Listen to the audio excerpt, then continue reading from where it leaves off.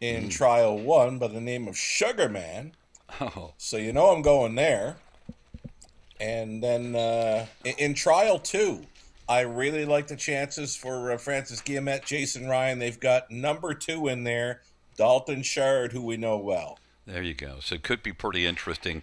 That's this coming Saturday. Saturday. Yeah, Yeah. yeah. They're going to run all three trials off at the same time.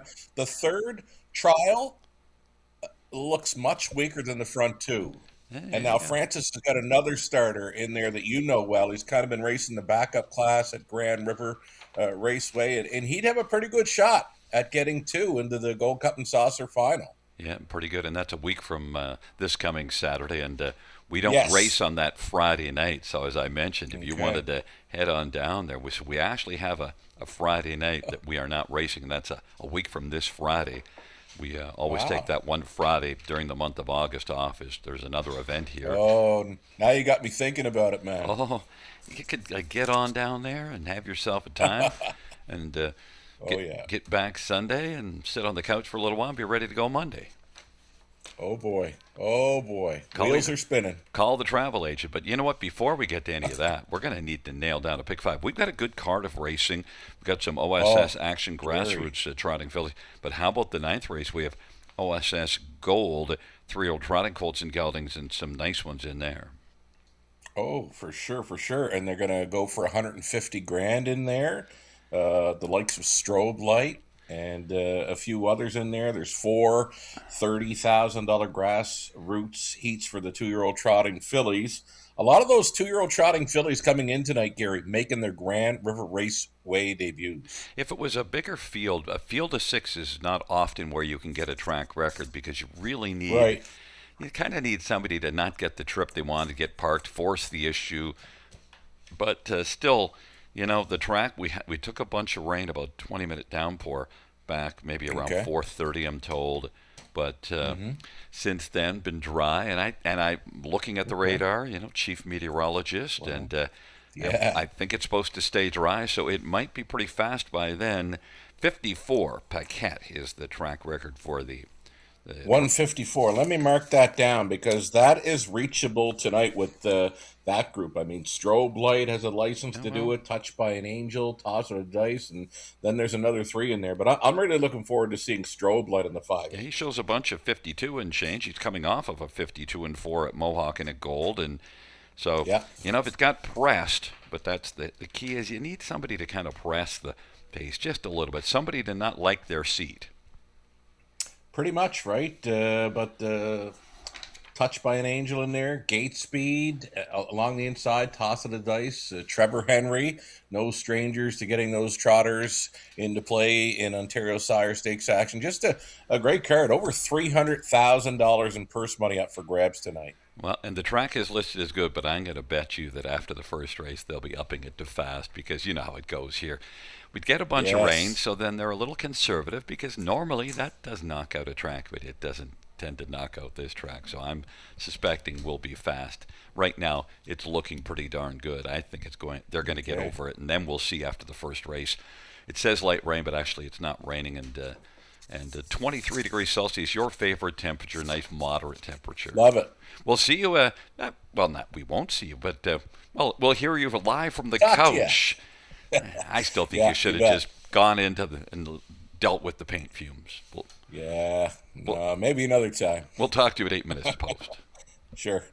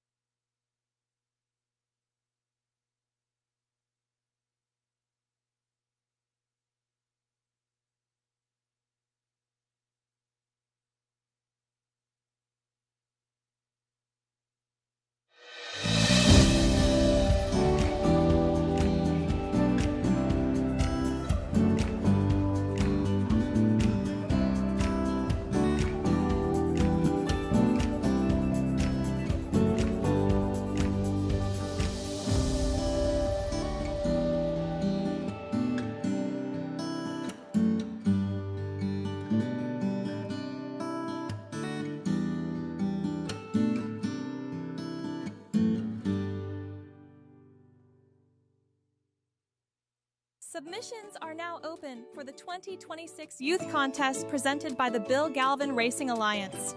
Kids can win cash prizes and a VIP night at the horse races. To enter the Youth Literary Derby, write a story or poem about anything related to standardbred horses. The Youth Literary Derby is open to students in grades 3 to 8 as of June 1st. To enter the Youth Art Derby, draw or sketch anything related to standardbred horses. The Youth Literary Derby is open to students in grades 3 to 12 as of June 1st. The deadline to enter both contests is August 31st. Visit our website for more information and inspiration.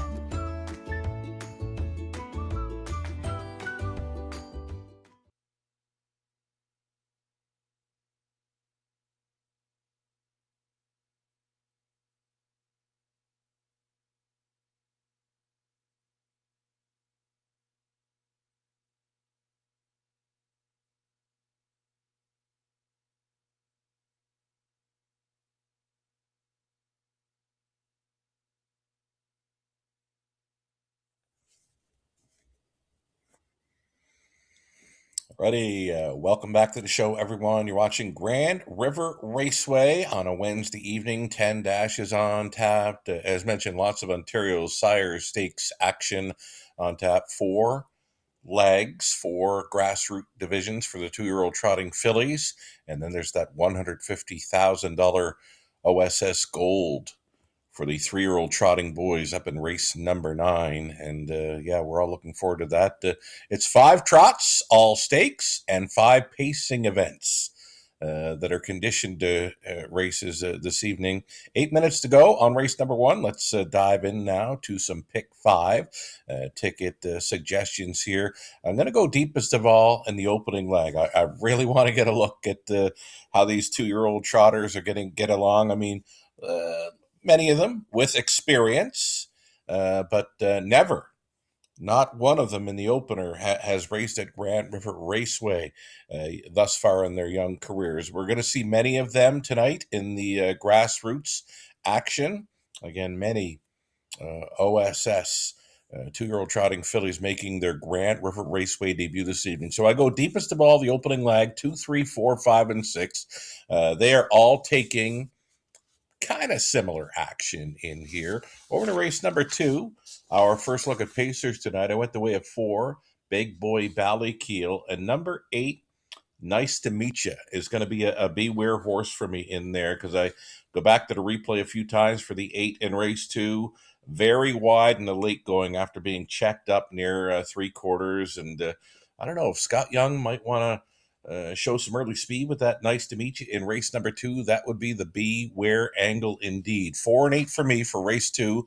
Third race, back to grassroots action for the 2-year-old trotting fillies using the inside for 1, 2, 3, and 4. Pacing event in the 4th, where we're looking at the 1 horse, Carson's Buck and Go, as well as the 4, Tall and Cruising.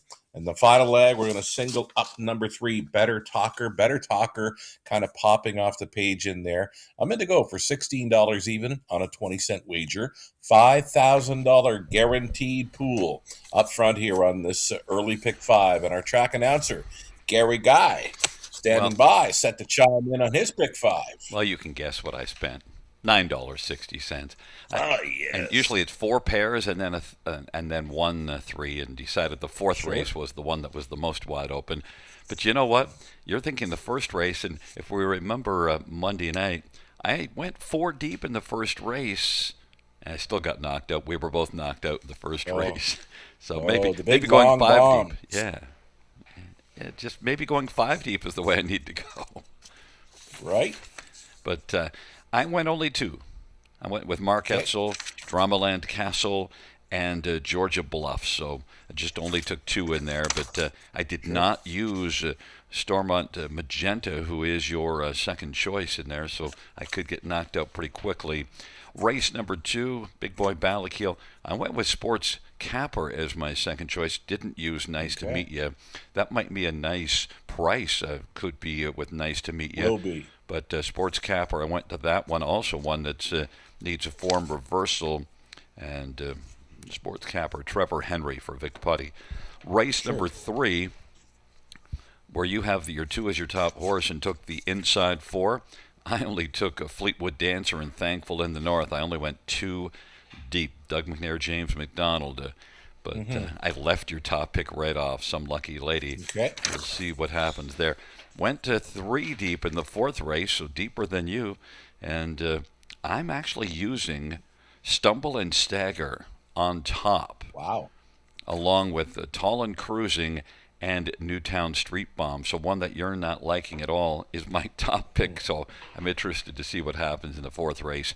And in the fifth race, I think it's pretty obvious that the three stands out. But I just threw in an 8-horse, Lion's Moon Shadow, just because. And, I'm a big Kenny Oliver guy. Lion's Moon Shadow Sure. did not fare very well last race from off the pace, but I have seen this one race from off the pace. In fact, April the 26th at Flamborough was 8th for much of the mile and came on to win. So I know that Lion's Moon Shadow can be a closer.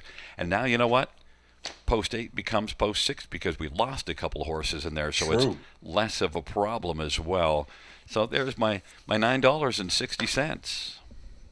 Well, you've mapped it out pretty good there. I like some of your plays, and yeah, I kind of missed on that 8-horse in race number 4. You got me maybe second guessing my pick 5 play, but hey, if you get there, all good on you, and we'll bring up Connolly Ecclestone's pick 5 ticket suggestion as well. He's got that 8 pegged as a player in race number 4. Got no 8 in the 4th, folks.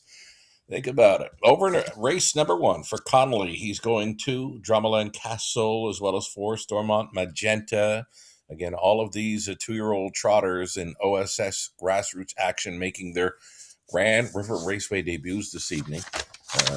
Race number 2, the 1 and 4 Sports Caper with Big Boy Ballykeel.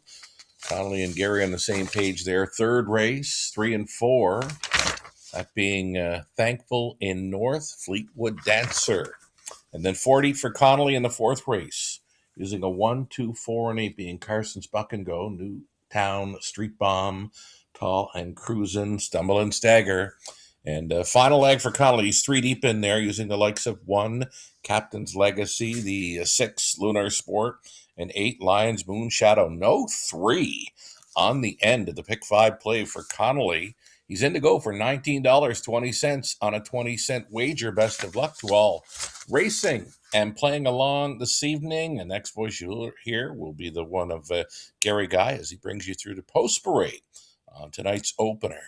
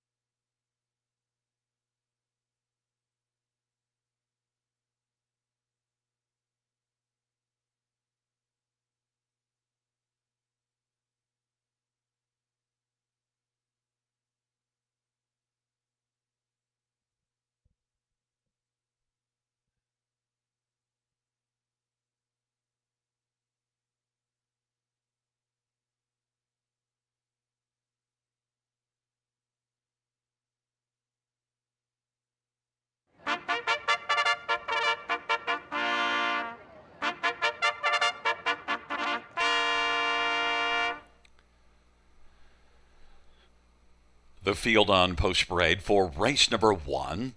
One is Fast Lady Todd Ratchford for Matthew Bax in Back Stable and the Cavalier Stable, and going to the Show Stable.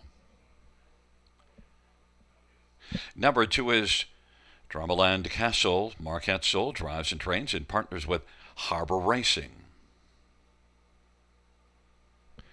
Number 3 is PL You Can't Catch Me. Travis Henry for Matt Dupuis and Princely Acres. Number 4 is Stormont Magenta. Bob McClure for Kevin Ben and Stormont Meadows. Number 5, She's Flexin'. Tyler Borth for Caitlin Graham and Glenview Livestock and Cheryl Cherry. Number 6, Georgia Bluffs. Doug McNair for Robert Kyle Fellows and Yolanda Fellows and Blair Corbeil and Windermere Stable and Patrick Dillon. Number 7, D.A. Adele. Dave Boughton for Don Lindsay and Paul Lindsay. And number 8 is Wonderful Girl. Eddie Green for Keelan Green and Celeste Hill. Field of 8, race number 1. Shall we get a look at this field? And, well, we're going to start with Georgia Bluffs because that's your top pick. Right now, 5-1 on the board. Raced better at the last couple of starts in the grassroots at Mohawk. Yeah, this one's going in the right direction. Not really coming out of the post parade, but on the chart lines, going in the right direction. I do like the lineup for Greg McNair this evening, and I'm just hoping that this filly has gotten what was maybe bothering her out of her way. You know, she galloped out of the post parade, but now she's doing good things here. 7-2 currently. Again, I like the McNair lineup tonight, Gary. Yeah, and look, probably he's going to blast out because left from post 9 at Mohawk and blasted to the opening quarter. So I've got to believe that Georgia Bluffs is going to be getting off the wings. Doug McNair for Robert Kyle Fellows. 3 top 3s and 5 starts, but good in the last couple especially. Yes. How about number 4, Stormont Magenta? It is primetime Bob McClure. Now, this is one that does show trying a gold July the 23rd and does have a grassroots win.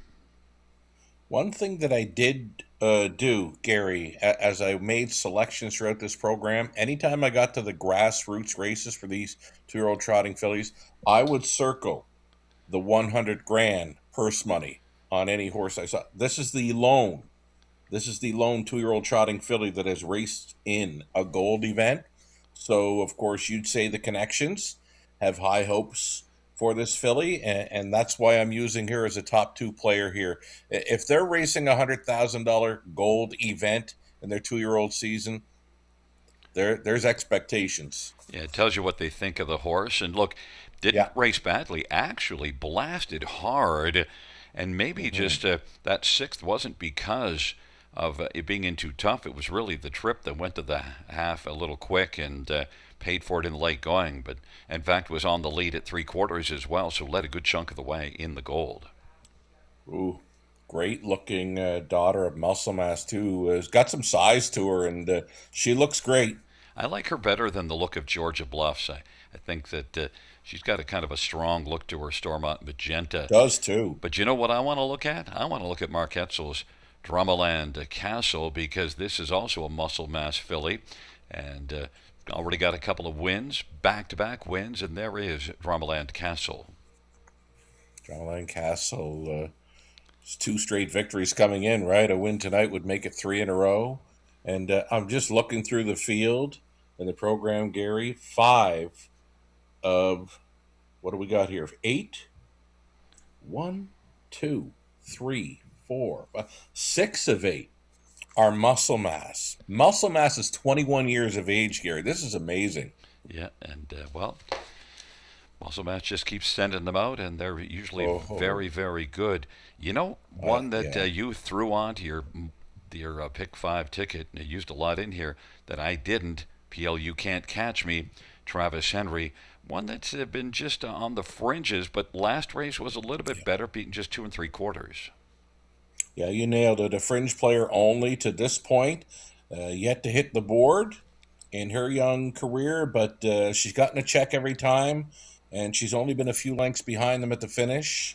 Another one that looks great. You know, these fillies, I should add, for being 2 years of age, so well behaved. I mean, I haven't seen a bad actor in the lot. I also wanted to mention about Dramaland Castle, $183,000 yearling purchase, so certainly one Ooh. that's supposed to be good. How about a quick thought on She's Flexing because you also decided to go five deep?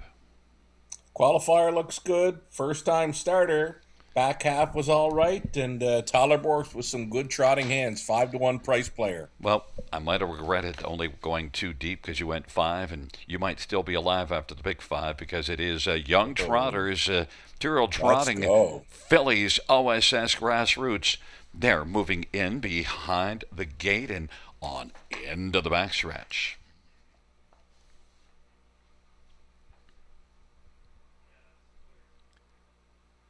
Field four, race number one is in position and at the start of the rough and Stormont Magenta.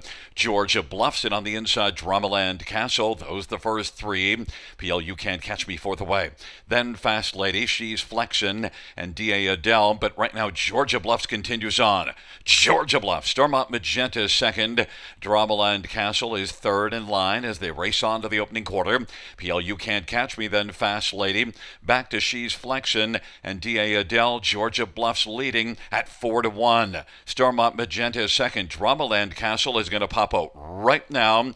Dramaland Castle 5-2. And now Marquette's moves back down to the inside. Thinks better of it. 27-2 opening quarter. Georgia Bluffs leads it. They come on past us with Storm Magenta in the pocket. Dramaland Castle is on the inside third. PL You Can't Catch Me. Then Fast Lady. Then it is She's Flexin and DA Adele. They work up to the half off that 27-2 opening quarter. Georgia Bluffs leading, and Stormont Magenta is getting a lovely trip and is the even money favorite.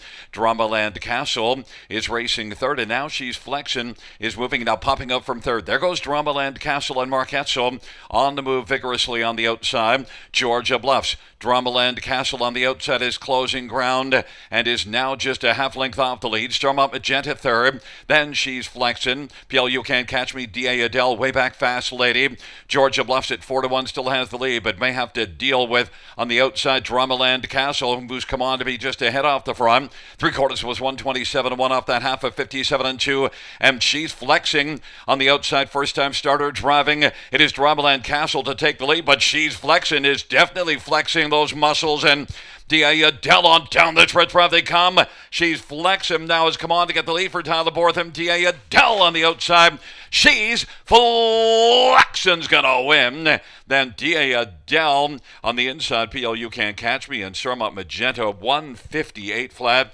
She's Flexing. Well, you went five deep on your pick five, and your fifth horse keeps you rolling. And well, Sugar, I got knocked out, but at least I got knocked out by one that didn't just steal it. It came up and earned it big time. Oh, first time starter, right? It was the one that you wanted to bring up going to the gate, and we touched on her briefly. First time starter, but the qualifier looked great. Nice back half, and then had those wonderful trotting hands of Tyler Borth on board for trainer Katie Graham. And wow, she came to play in her first career outing. It's a winning one. And Tyler let the others do the work early. And when Yeah. Tyler was moving on the outside, I kind of, I'm in trouble because she wasn't just stepping up to kind of come on and maybe be a part of it. No, she blew on by. And that's a pretty sharp drive, too. Even when turning for home, Tyler was closing up any holes that appeared to be open to his left, so nothing was going to be able to shoot through. Very cagey drive. See, Bob McClure's got a ton. There was no room for that horse to come through there. No, because why open the door for somebody? Yeah. And look, we do get seven. D.A. Adele, Dave Boughton for Don Lindsay, one that's on the board right now at 40-1 is going to be finishing Wow. second. So it's going to be a gorgeous exactor ticket because you're looking at 5-1 and 40-1. You're going to be watching lots of shakeups tonight, I believe, at Grand River Raceway. We touched on it prior to tonight's card, mentioning a lot of them making their Grand River Raceway debuts, and that's what you got in the opener. Not one of them had raced over Grand River Raceway in their young careers. I can tell you, this exactor Gary looks to be coming back at $195. Yeah, and to look, I got the exactor of the last two. My top two picks finished last and second last, so I got the reversed Wow. exactor. I'm going to cut in here and give a big shout out to trainer Katie Graham. She grew up with nothing but pacers in Alberta, Gary. There are no trotters in Alberta. Here she is in Ontario. Wow, her father, the late Ronnie Graham, taught her well because she can manage a racehorse, and now she's an Ontario Sire Stakes trainer winner. Excellent. And she's flexing. 2 year old Muscle Mass, a filly by Glenview Livestock and Cheryl Cherry. Caitlin Graham is the trainer. Chalaborth, the winning driver. She's flexing. First career start. Victorious in 158 flat.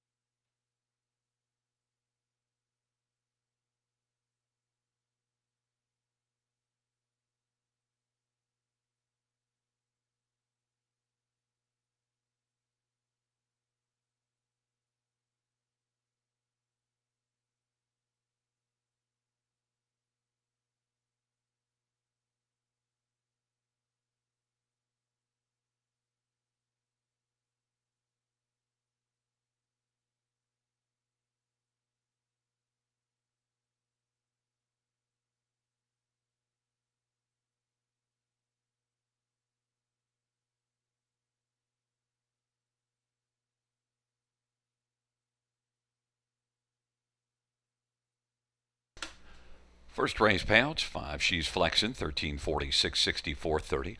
70A Adele, 17.15 $8, and 3PL You Can't Catch Me, 490. $2 exactor, 195. $10 try, 788.75. 20-cent try, 157.75. 20-cent super, 1487.12.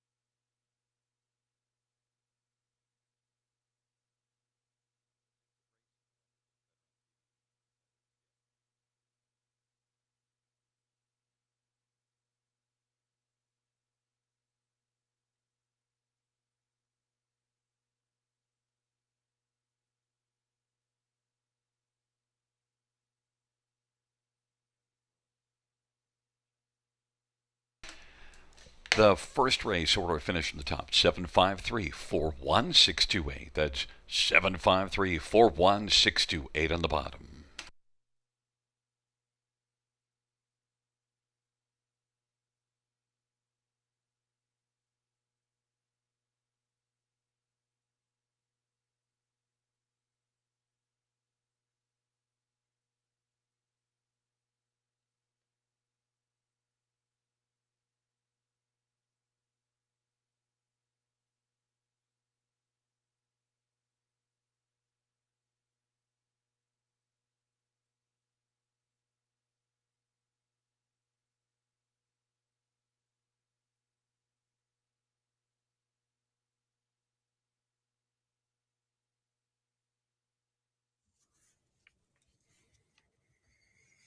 Ready. So mild upset winner in the opener.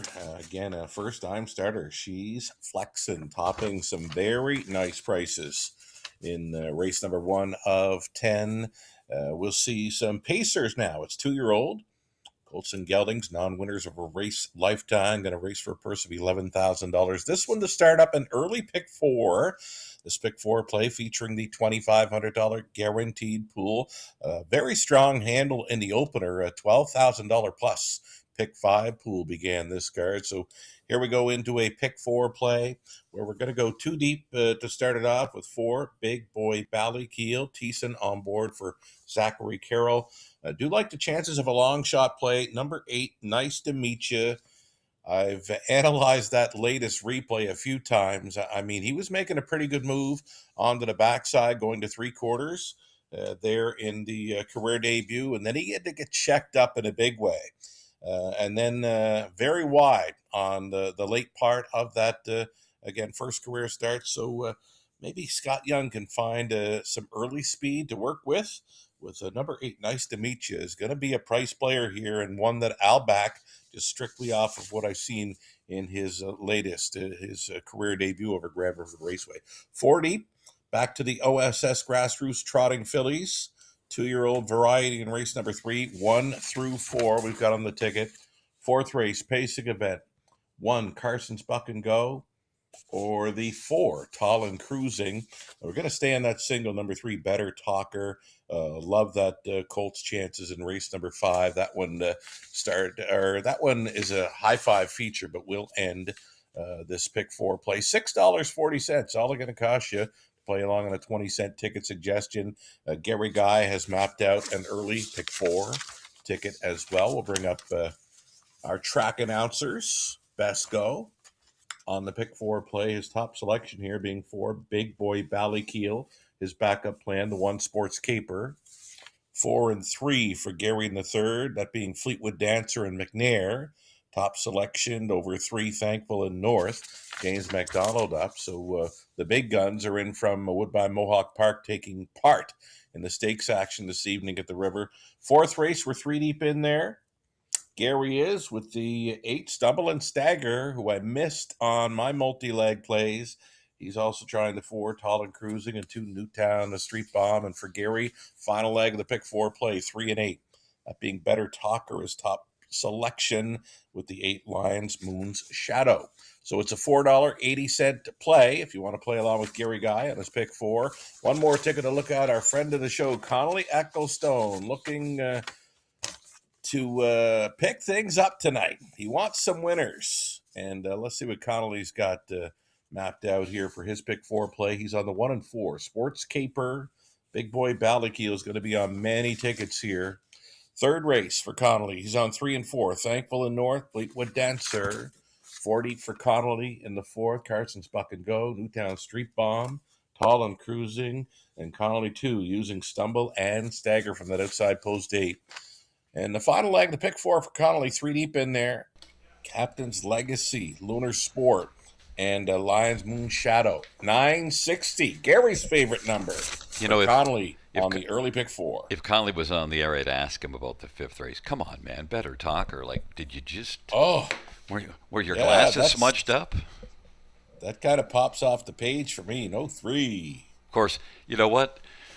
Maybe by the sixth race, we'll be like, oh, okay, Conley. Because, sometimes you chirp and then it goes exactly Oh, we've against you. seen him hit bombs before. So maybe that's what he's fishing for. But nonetheless, and by the way, I'm the guy that's talking after being knocked out of the pick five in the first race back to back, Monday and Wednesday. Oh, I could get knocked out here myself. I mean, and then of course we've been talking about that 8 horse in the fourth race, and I've got no 8 on my multi-leg plays. I mean, it's not an easy card with all these young trotters coming in. Well, we'll talk to you after the parade. Sure.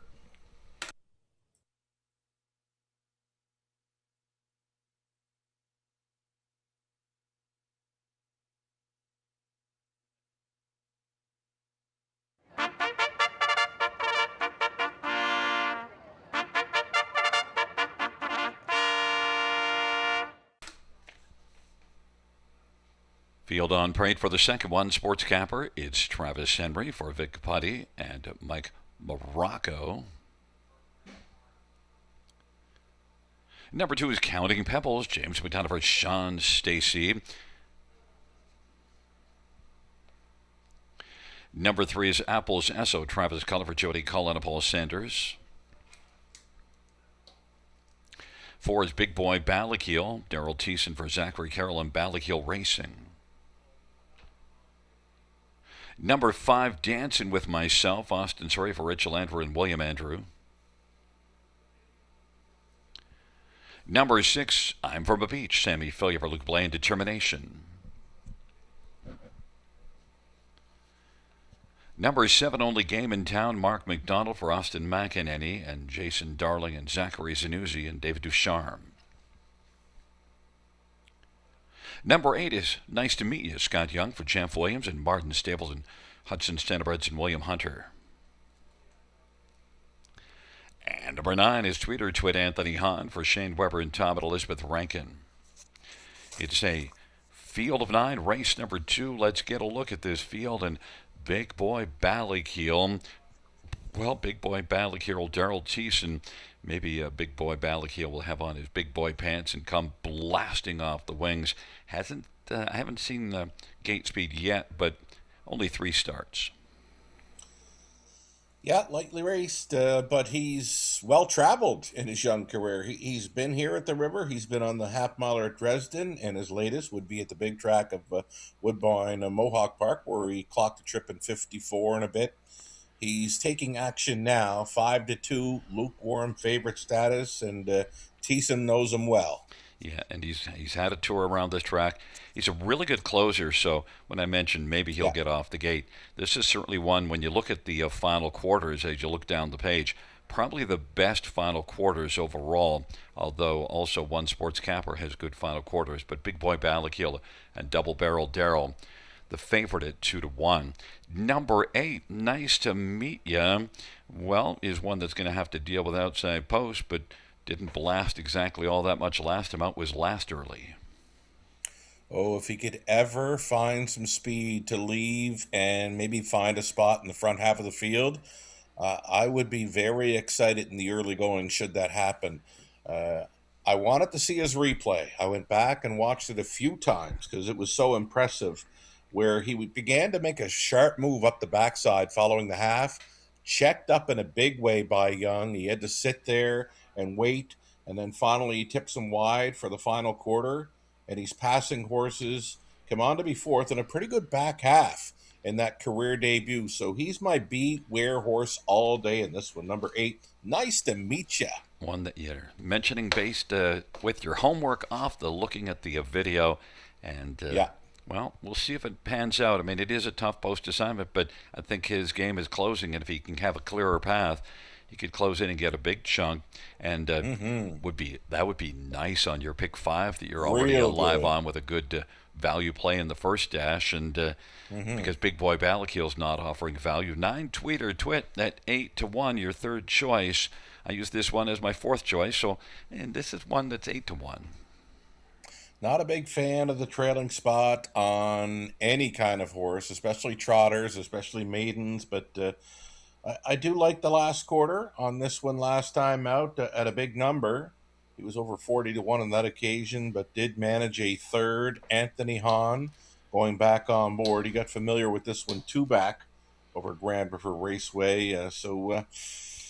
Yeah, 9-1, right? Mm, But I like you just a chasing a few. big question mark for me, really. I like you chasing a few prices after your four of Yeah. the favorite. And look, right now, Sports Capper, my second choice is the second choice on the tote board, and that's your fourth one.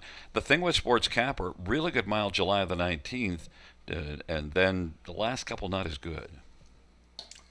Yeah, just sort of tailed off a bit in those last couple of goes. Now, Thiessen was on him quite a bit, and now it seems like Thiessen leaned toward the four here, opened up the door for Mr. Trevor Henry to get the call. Of course, Trevor's in town for some Ontario Sire Stakes action, so maybe a change of hands could be what's needed for this rail starter. Sports Caper trainer Vic Buddy. Trevor's had a lot of success over this track, and of course, Hmm. he started at Elmira back in the mid 90s, and man, he's done a lot of winning. Races on the big track Oh, now, but big he's done time. a lot of winning both here in Elmira and a lot of the B tracks before he went downtown. Oh, for sure. We had him in London. I remember him getting 5,000 there, and it wasn't long after he would make the move to Woodbine Mohawk Park. 2-year-old Colts and Geldings on the pace. It's a field of 9. They're working their way on into the backstretch, wending their way towards the start on this Wednesday evening. Field for the second dash is at the start of the rough, and Big Boy Ballakeel. Nice to meet you on the outside. It's leaving. I'm from a beach, but it's Big Boy Ballakeel. Nice to meet you. Then I'm from a beach, and down to the inside, Apple's SON Sports Capper is racing fifth. Now driving through on the inside. We'll grab fourth and grab third now. Fourth is Apple's SO. Fifth on the inside is Tweeter Twit. I'm from a beach is hung out on the outside, then counting pebbles and back to dancing with myself. And only game in town is trailing the field. Nice to meet you at 12-1, planted on the lead temporarily. Now, Big Boy Ballakeel, the 3-5 favorite, is going to loop on up and take the lead. Big Boy Ballakeel is racing boldly right now and is on top. Nice to meet you is racing second. Sports Capper is third. Apple's SO fourth as they work their way up towards the half off that 27-4 opening quarter. Tweeter Twib is racing position to fifth right now. And then on into the backstretch they go. And along to the inside, racing sixth is Counting Pebbles. And then it is I'm from a beach and dancing with myself. And only game in town is back trailing the field. Big Boy Ballakeel's got the lead. Big Boy Ballakeel, Sports Capper on the outside now. 9-5 is coming up to challenge to 3-5. Big Boy Ballakeel. Nice to meet you is racing third. Is Big Boy Ballakeel and Sports Capper. Nice to meet you is racing third. Apple's SO fourth. Half was 58-1. And it is Big Boy Ballakeel who's driving on and has a lead of a length and a half. And now Sports Capper, who's stalled for a moment, is coming right back again. Sports Capper mounting another rally against Big Boy Ballakeel. Nice to meet you. Apple's SO on the outside now as they come on down the stretch ride. Big Boy Ballakeel and Sports Capper. Big Boy Ballakeel and Daryl Thiessen chasing hard as Sports Capper. Big Boy Ballakeel, Sports Capper. They're going to duel it to the finish, and that is going to be a close one, but Big Boy Ballakeel held off Sports Capper. Nice to meet you third.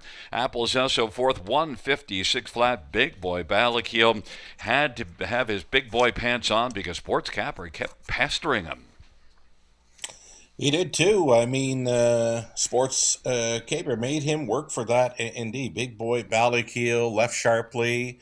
My 8 horse showed some speed. I got excited early, but yeah, he'd just flattened out a bit late. But a good learning curve for that one. But Big Boy Ballakeel, it was his time tonight. Yeah, look, got chased hard, and now I'm not sure whether I want to say Sports Caper or Capper. I'll go with you, Sports Caper. I was undecided, and Okay.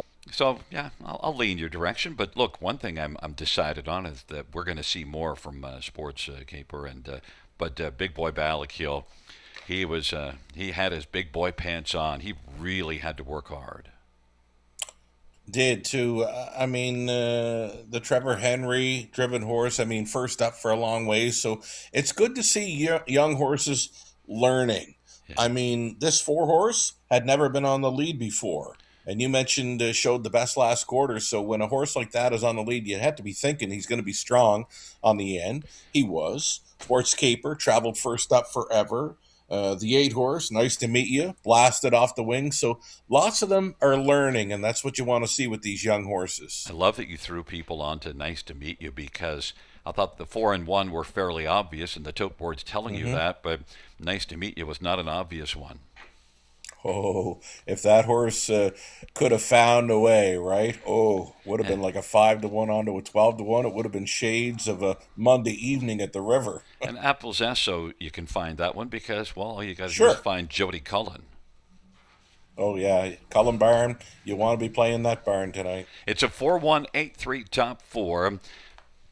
Rolling on back in front of us, the winner of race number 2. It's number 4, Big Boy Ballakeel, a 2-year-old Dally Black Colt, owned by Ballakeel Racing, trained by Zachary Carroll. Daryl Thiessen, double barrel Daryl, guns them down in the second. First win for Big Boy Ballakeel, 156 flat.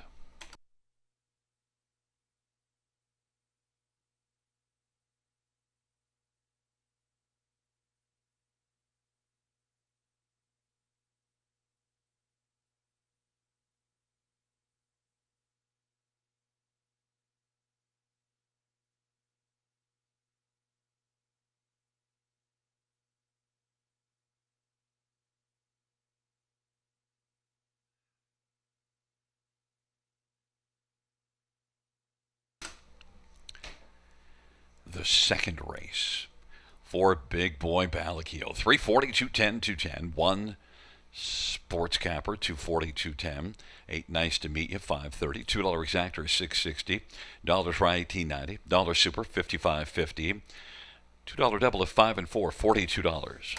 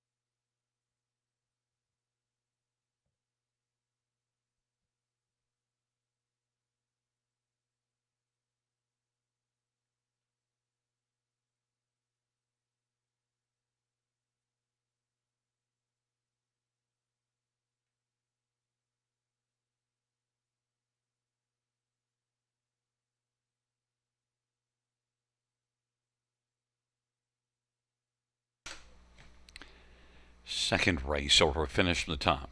284-169-735. That's 284-169-735 on the bottom.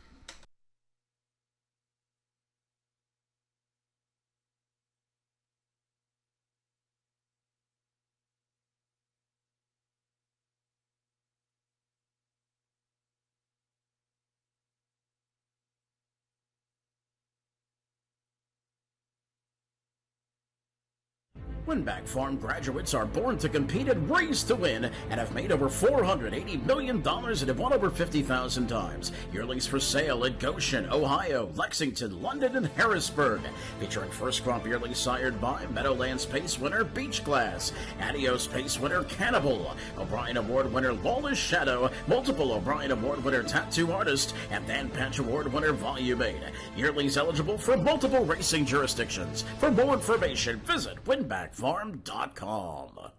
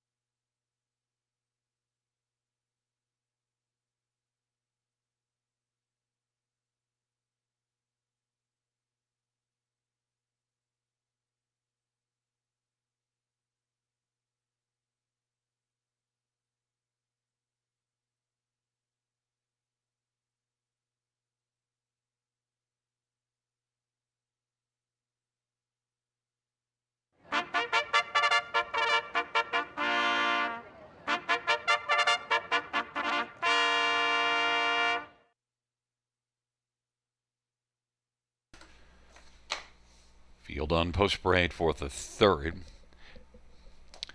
One is out last, Jonathan Drury for Rick Ziron and James Walker and Johnny Marvento and Jeffrey Brock. Number 2, Some Lucky Lady, Mark McDonough for Joe Parkinson, a back stable of Barilla Farms. Number 3, Thankful in North, James McDonough for Dave Maneri.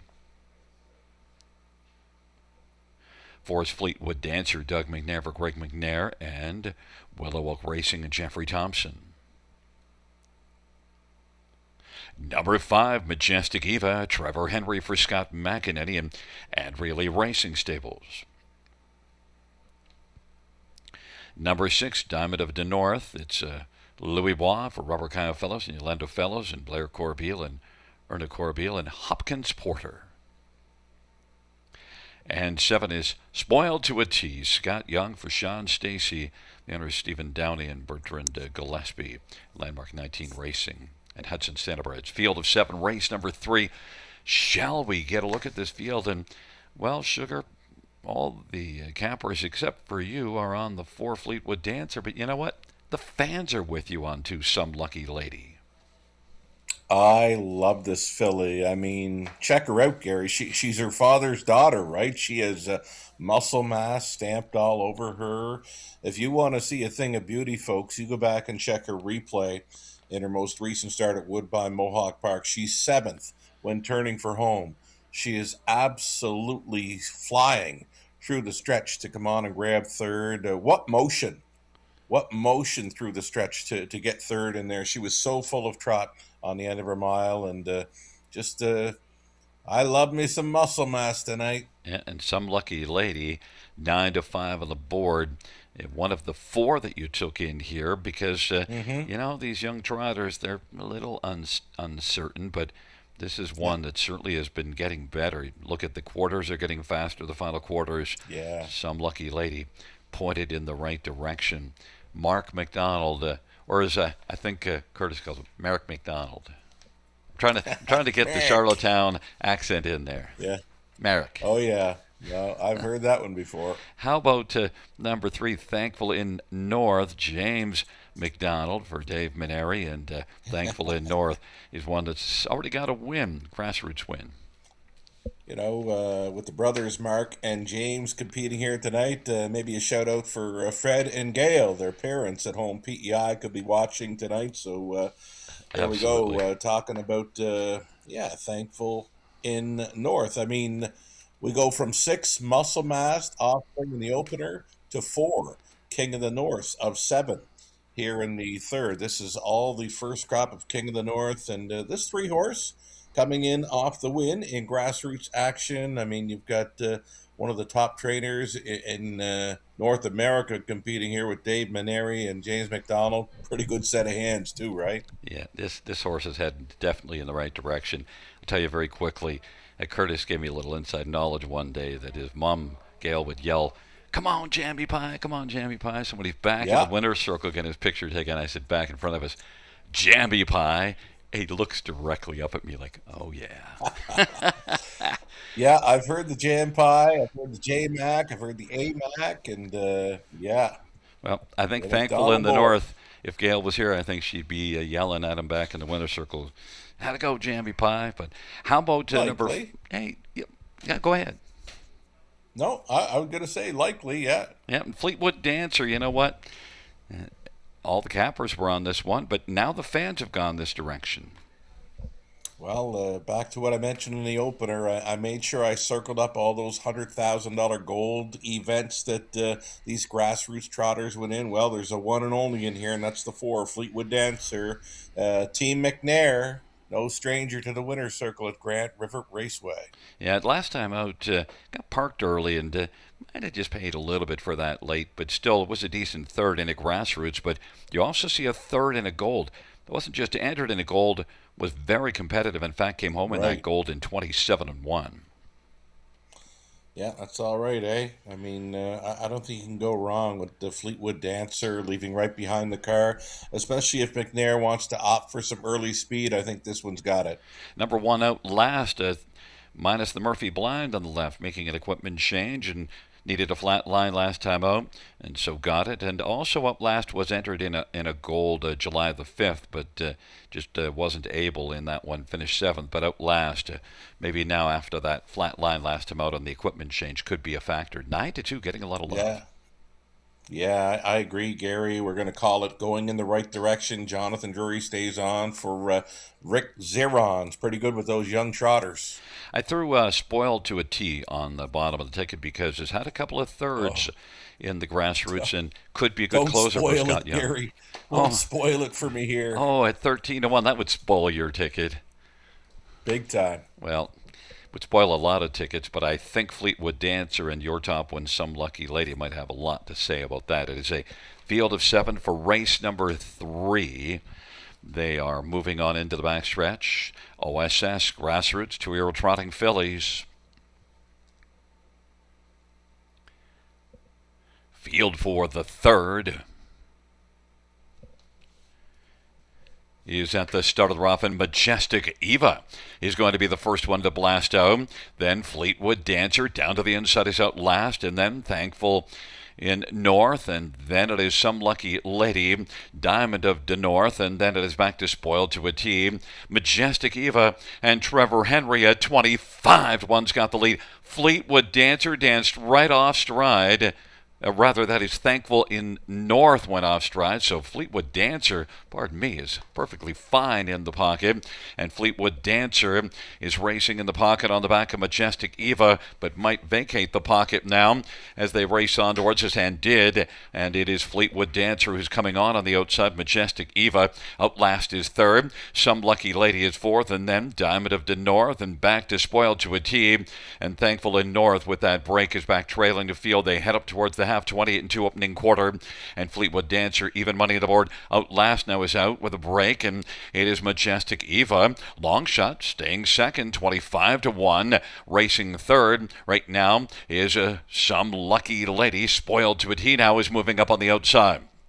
And following Some Lucky Lady, who took out from 3rd, then Diamond of the North, and then it is back to Thankful in North as they race their way on by the 3/4 off that half of 58. And it is Fleetwood Dancer, Some Lucky Lady, Majestic Eva, Spoiled to a T.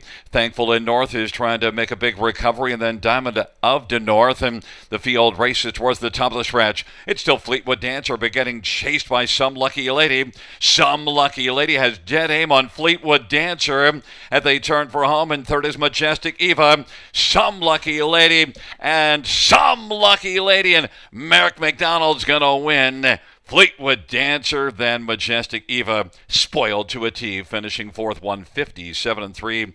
Some Lucky Lady, I got to imagine you were feeling pretty good as they approached the top of the stretch. Oh, big time. I wasn't sure what we were going to see on that final turn, being a 5/8 coming from the big track, but she motored home just like she did in her latest over the big track at Woodbine Mohawk Park. I love what I saw last time, and she mirrored that start tonight. And again, love it, how the muscle mass stamps them. Yeah, and just, you knew when Mark popped to the outside, you knew he had a lot of filly because he was not getting busy. He was just sitting there. Yeah, we talked about her size, right? Like she's put together well, like a little tank, and she's probably gonna to grow to be a good sized muscle mass. And again, love her gait. I love everything about her ever since seeing that replay from last time out. Well, it was a race with a couple of McDonald's, Mark and James, in it, but Mark gets the better of it with Some Lucky Lady. And this is one that, showed that closing, and the fans, the money was on Some Lucky Lady early, and then eventually Fleetwood Dancer got a fair amount of money, but still 5-2 on Some Lucky Lady, so it's a solid choice. And look, there's a big effort, too. He just, just a few tippy taps. Watch this. Mark, couple of tippy taps right here. And she finds another gear. She just pulls away. I mean, look at this, kicking it in. This filly's likely headed for gold real soon. Yeah, and those tippy taps, he's just dusting flies off the back of the horse. Pretty much, right? Yeah, it's like, and you know what? I love to see Mark win because I saw a lot of his wins back in the earlier days at Flamborough Downs, and when he racked up a big pint. He had more than 700 driving wins one season when he set the record. It's been beaten Oh since, but yeah, he was a winning machine back then. yeah. He's finding some of that back class here with us tonight. Great to see. Great. Also, he's had his share of injuries, so I'm glad to see him back in the winner's circle. 100%. It's number two, Some Lucky Lady, a 2-year-old muscle mass bay filling by Backstable and Brillo Farms. Joe Parkinson is the trainer. The winning drive to Mark McDonald. It's the first win for Some Lucky Lady. Mile of 157 and 3.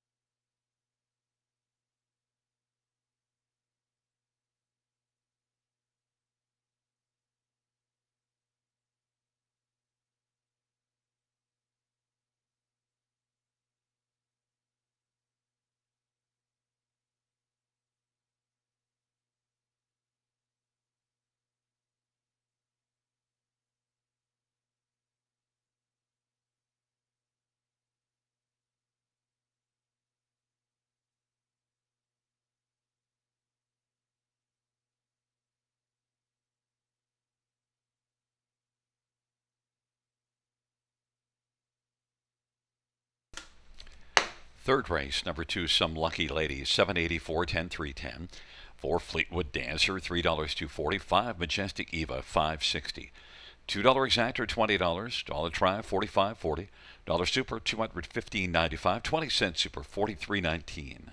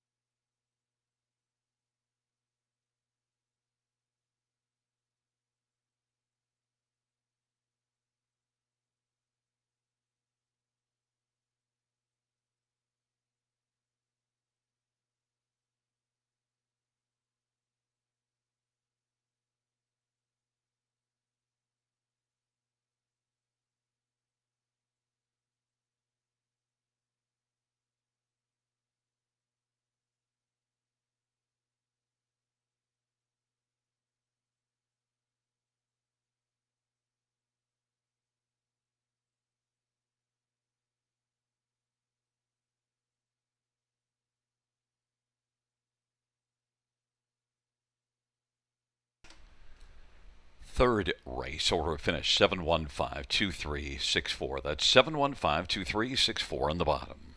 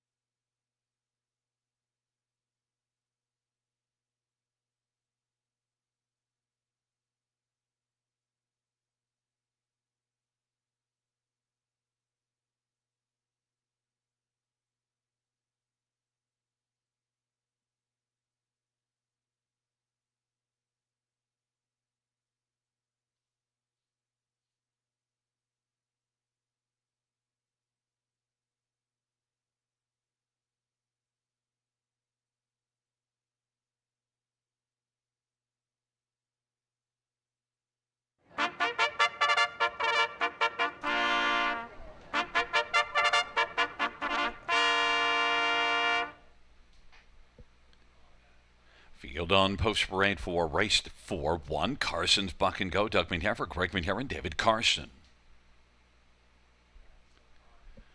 Number 2 is Newtown Street Bomb. Travis Cullen for Ryan Stewart and Triple S Equine.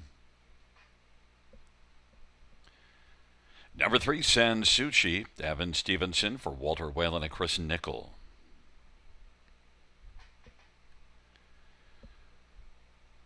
Number 4, Tall and Cruising. Austin Torrey for Jason Libby and Doug Dunbar and Brad Dunbar.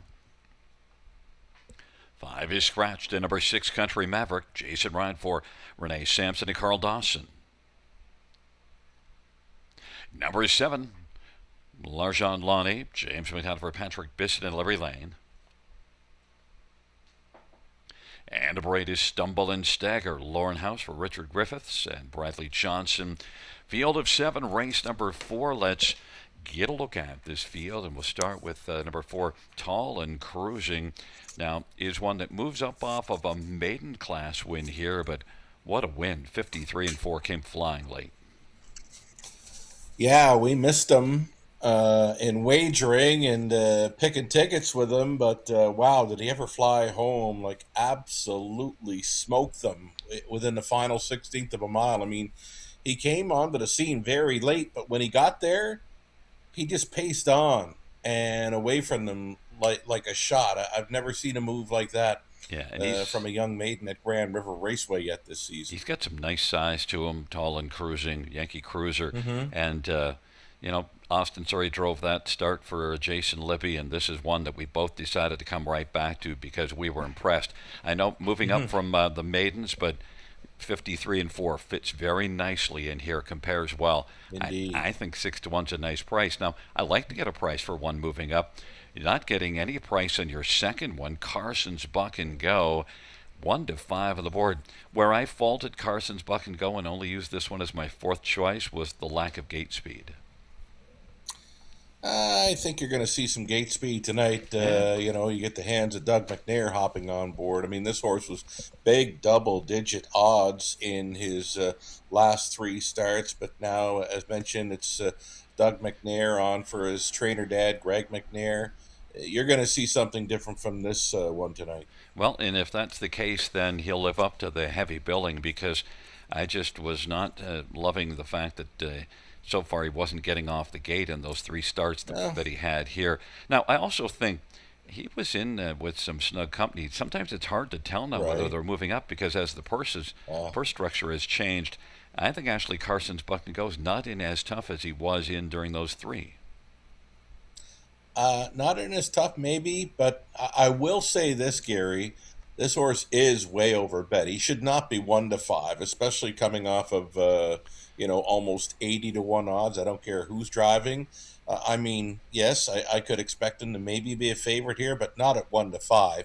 Maybe 9-5 at best, but right now he's over bet. We mentioned Tall and Cruising, won at 38-1 last time out.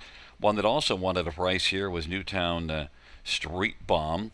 That's your 3rd choice. One here bombed at 14-1, and one just did bomb the field and lived up to the name, because was 8th at the half and then won by 6.5 lengths. Yeah, Jody did a great job with him on that night. Travis Cullen stays on the drive after going for a tour around Woodbine Mohawk Park with him. The 2, Newtown Street Bomb. Showing change tonight, steel to aluminum up front, so the Nike's going on, right? 10-1 price player. There's no gate speed. You're not going to see him on the lead early, but he's got a nice kick late. All he has to do is mind his manners. Yeah, how often do you see a horse who was 8th by 9 lengths at the half and won by 6.5?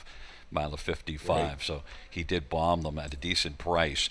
How about I want to get to the outside too, both of them. Number 7, Larjan Lonnie, who's been a fringe player, doesn't have a win yet, had a win last year though, but been racing okay. 53-4 at Sarnia last race is the one that jumps out.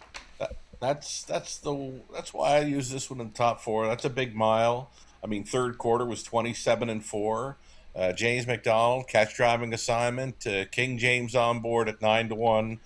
I don't mind that. You know who beat Larjan Lonnie back at Sarnia and beat him by a massive margin, almost 13 lengths, was Stumble and Stagger outside post.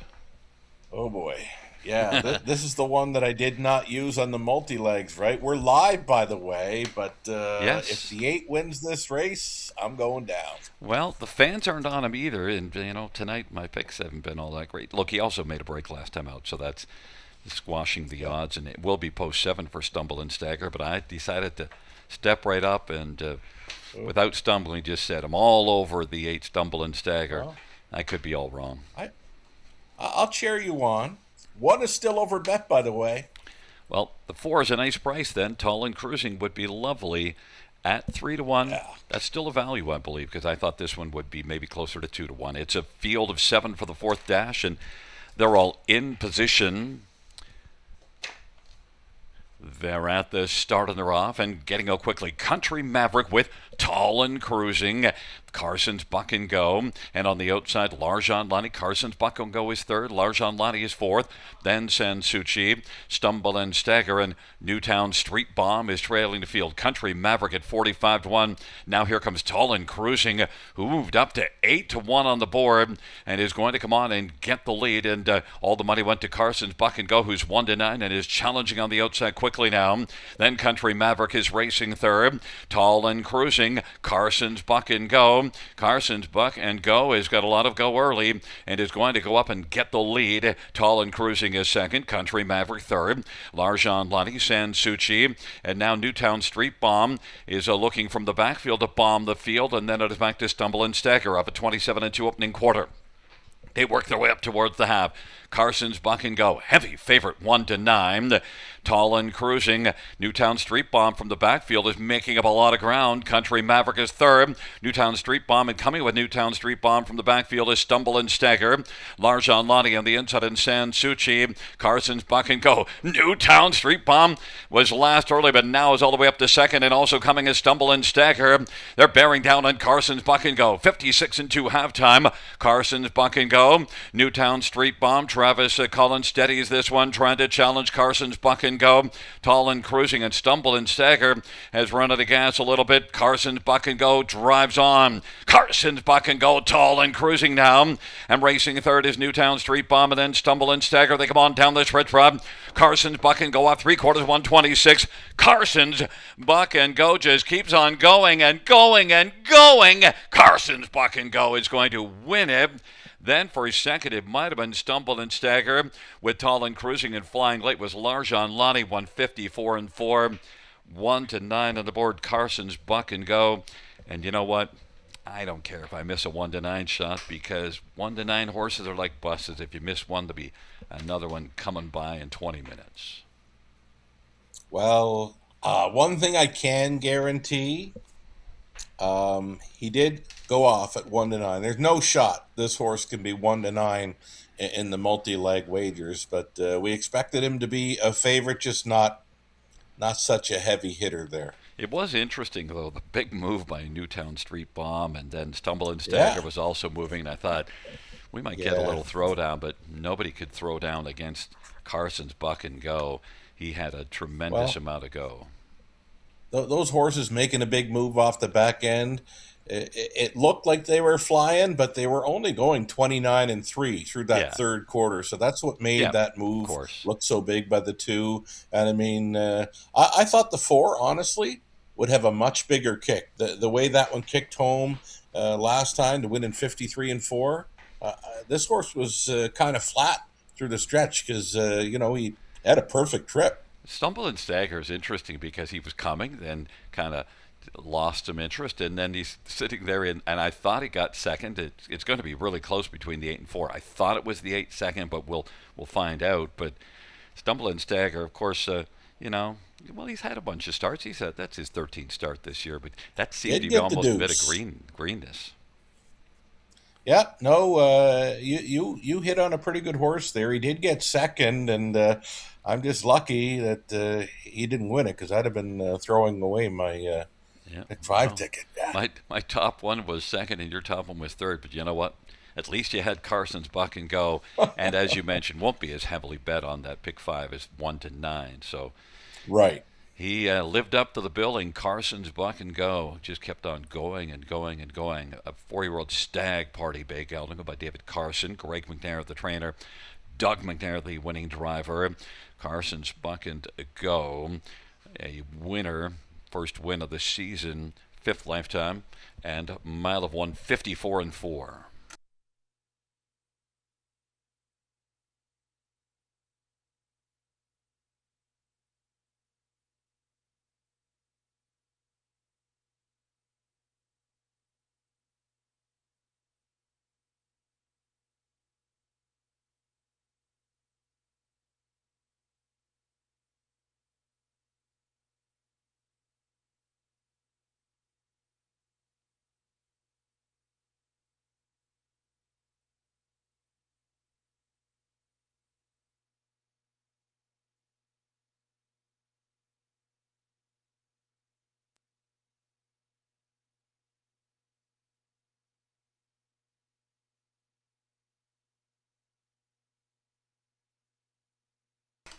Fourth race, 1 Carson's Buck and Go, 220, 210, 210. 8 Stumble and Stagger, 640, 354. Tall and Cruising, 260. $2 Exactor, 14.20. Dollar Trap, 19.55. Dollar Super, 91.15. 20-cent Super is 18.23.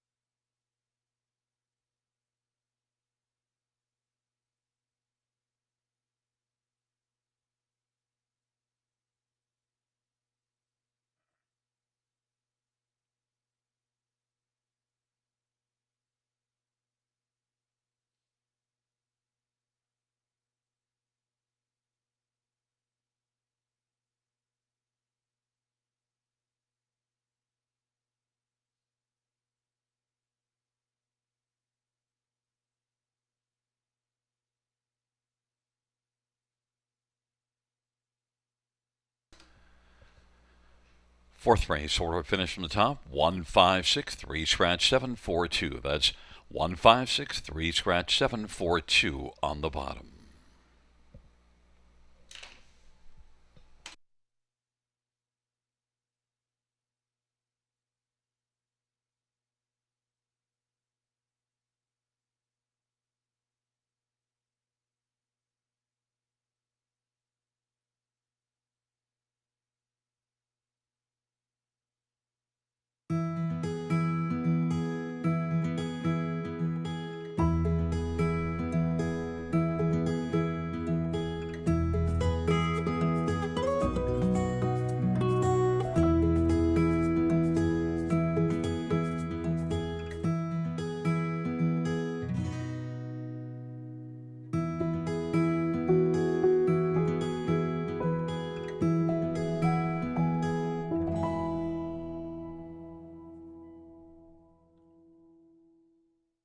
Submissions are now open for the 2026 Youth Contest presented by the Bill Galvin Racing Alliance. Kids can win cash prizes and a VIP night at the horse races. To enter the Youth Literary Derby, write a story or poem about anything related to standardbred horses. The Youth Literary Derby is open to students in grades 3 to 8 as of June 1st. To enter the Youth Art Derby, draw or sketch anything related to standardbred horses. The Youth Literary Derby is open to students in grades 3 to 12 as of June 1st. The deadline to enter both contests is August 31st. Visit our website for more information and inspiration.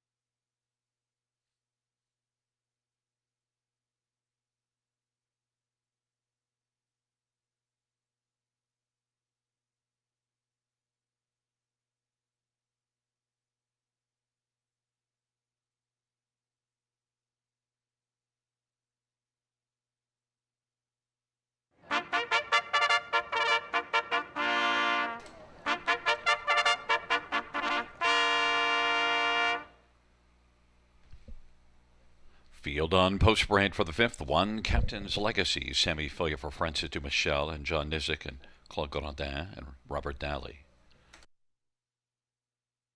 Number 2 is Captain Crave. It's Jeffrey Hunt for Brenda Lane and Mark Lane. Number 3 is Better Talker, Travis Henry for Chris Haskell and Don Schulteis. 4 and 5 scratched.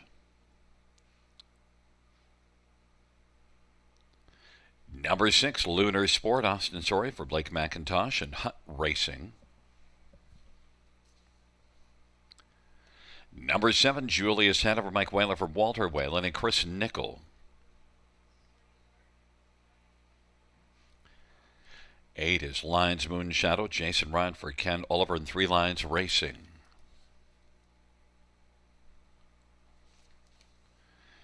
And 9 is Salzburg Rodeo, Daryl Thiessen for Josh McKibben and Paul Batter and M&S Racing. Well, Sugar, Field of 7, race number 5. I just saw the price up for your Alive Pick 5, just on to one horse, but you might only need one. 3 Better Talker, $433.90 on a dollar ticket. Yeah, he's clearly the favorite to complete the early pick 5. It was about what I expected. Be nice to see him get there. No live money to the 7, by the way, who I do have pegged as a top 3 player with these. Yeah, but that's a pretty nice price on to Better Talker, because that's a 20-cent Yeah. ticket around about the $85, something like that. So, you know, and you went a tad lighter today, too. Did go a tad lighter. Well, Not as much as some of your it's the days. single on the end, right? It's Yeah. I've let it all hang out for this 3. I mean, if 3 doesn't show up, I mean, I get zipped. Well, but you know what? Better Talker, how did he show up the last 5 times he was at Grand River? Well, let me see. Let me count them up. 4 wins and a second beat in the nose. I think Better Talker is going to show up. He's been pretty good here, right? Like 6-time winner this season from 11 outings, 53, and one best, light best over at Grand River. A few of them are catching up to him though, for speed wise, right? Like a few of Yeah. them are showing that 53 kind of speed, and that there's never a sure thing. Well, and with Better Talker can race from on or off the pace. You see, the trailer post didn't deter him June the 3rd, and was able to come from off the pace and win on the trailer post. So 6 wins in 11 starts this year, but 4 of the last 5 tries at Grand River victorious. The other one second beat in the nose. How about one Captain's Legacy? This is one that, raced well here last time out, sat the pocket. Now couldn't get by Happy and Control. It was very good that day, but Captain's Legacy was a solid second. Yeah, he's become a nice animal. For trainer Francis Dumichel, a big deuce last time out at a big number. He was 50-1 Yeah. on that occasion. I mean, if he can get away cleanly, that was the race I can remember now talking about it. Who was going to sit up close in here? Because there was 0 gate speed in there. Yeah, and look, he does show back June the 19th here, blasting to the front in 27-2. Yeah. And then you see he shows some good gate speed, so he's probably going to be put in play from the inside with Sammy, and you may have a chance to trip out against your 3, which wouldn't please you, but I think he's going to be in the hunt. How about that 7 Julius Hanover? Look, this is one that can come flying late at Georgian Downs, came flying up to finish a second to probability. I don't think he should be the longest shot on the board, which is what we're seeing now. I mean, he's second best in his latest over Georgian Downs, 53 and a piece. I mean, that's got to work out to 52 or 53 at the river. This horse should not be the longest shot on the board, Gary. Number 9, Salzburg Rodeo. Well, went off stride last time out, but the start just before it was a dominant winner at Dresden in 55. Salzburg Rodeo, if Daryl could figure out a trip, and Daryl's the right one to rival horse named Rodeo. Yeah, you're right. I mean, that's where he began his North American career as a bullfighter. Switched over the harness, and he's always gotten along well with the horses. I see the Go Straights are on this one, so be interesting to see. I haven't seen much of this horse. I know he was with us back in June, but I couldn't remember him. But he was a first and second best finisher in that occasion, 53 speed, so more than capable of going Absolutely. along with them. Just get plugged into that rail starter. We'll need to get the right trip. Got the Go Straights on. I hope he's got the Go Fasts on as well. 12-1 on the board. Yeah. And how about number 8, Lions Moon Shadow? I threw this one in for second on my ticket, and you're not a fan. Well, I'd give him an outside chance of hitting the high 5. He is taking some late action here. He's almost a second choice now. Now he is a second choice with 6. Well, he's my second choice, but look, I've seen this horse race well in the past, and this is a nominators of 2. He was second nominators of 2 at Georgian Downs, beaten just Ooh. Length and a quarter, just two back. Last race here Oh, discouraged some people. I'm just seeing something right now. I love this 7 right up on gate. Big long shot. Watch out. Field of 7, race number 5. They are into the backstretch.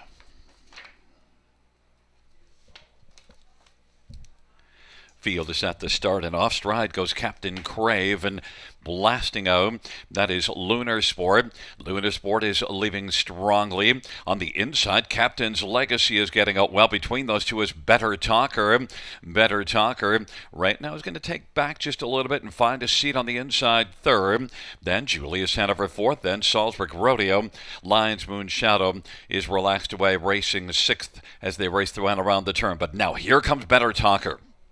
2 to 5 on the board, and Better Talker is going to drive up now and clear to the front. Better Talker is taken over from Lunar Sport, who orbits on past us, racing second at 10 to 1 behind the heavily favored Better Talker. Captain's Legacy third. Julius Hanover is fourth, and then fifth is Salzburg Rodeo, and Lions Moon Shadow is going to move out right now and start to flash some speed. They work up towards the half, 27 second quarter, and it is Better Talker. And now Lions Moon Shadow from the backfield is coming. Lunar Sports racing second. Lions Moon Shadow up to third. Captain's Legacy is racing fourth. Salzburg Rodeo now is on the move and looking to lasso Better Talker. Then it is Captain's Legacy and Julius Hanover. Better Talker. Lions Moon Shadow. Lunar Sport. Salzburg Rodeo is racing fourth, and then Captain's Legacy and Julius Hanover up a half of 55 and 2 on. By 3/4 they go. Better Talker. 3/4, 124 flat. Better Talker. Lions Moon Shadow appears to have flattened out, but Salzburg Rodeo's on the move on the outside. And then also coming late is Captain's Legacy. Better Talker. And Travis Henry getting busy because Salzburg Rodeo is looking to lasso the favorite. Better Talker, Salzburg Rodeo. Salzburg Rodeo, Better Talker. They're coming to the finish. It'll be close. Salzburg Rodeo on the outside. I don't think got to Better Talker. Better Talker maybe, but it's going to be a close one. Sugar out the finish. I thought Better Talker held off Salzburg Rodeo. Let's hope so. I think the 8, or I think the 3 held as well. I mean, lucky he had a bit of an edge when turning for home because, yeah, the old lasso was out for Thiessen on the 8. Yeah, and, he was trying to be a bit of a bull there coming down the stretch drive, Salzburg Rodeo. But, I think Better Talker held on. But you know what? At least you got yourself a scare if you did hold on. I'm still anxiously awaiting the result. Oh, you don't trust the announcer. Well, I can understand, especially tonight, because I haven't been that trustworthy this evening. But we're going to find out. I've been a little more trustworthy with photo finish. We had one night last night at Georgian Downs that I went out on the limb, and the horse that I called won by about 3 inches. So I don't know. Oh, wow. I'm a little more nervous now that I saw that. Maybe I got lucky last night. I don't know. That showed me this. That first is shot. Gonna tell. The first shot always makes the outside look farther ahead, and it's the slow mo. This one is will the tell money us. shot. It's the one I thought I saw the 3 hold on, but yeah, I need a wire. Finish. Wire. Finish. Boy. Wire. Yeah, that's yes, a 3. The 3 held That's on. a 3. You were definitely wanting that finish line. I guess. There is no wire nowadays, but everybody knows what we mean. Yeah, the line. Yeah, and Better Talker, he's done some talking and he lived up to it. Cool. I'm glad Travis made the winning move there. He just kept him rolling at the quarter mile to take control, 27 flat. If he's not on the lead there throughout, it's a different story, I believe. By the way, your top 4 in this one were 3-1-7-9. So well handicapped after the Better Talker. It's probably going to come back okay, the high 5. Absolutely. And Better Talker back in front of us was just a bit better than Salzburg Rodeo. 4-year-old Better's Delight Bay gelding, but Don Schuldes. Of course, Haskell is the trainer. Travis Henry. Turk Henry, the winning driver. Better Talkers. His boy's in the bike, Gary. Yes. I forgot what his name is. Kingston, I think it is.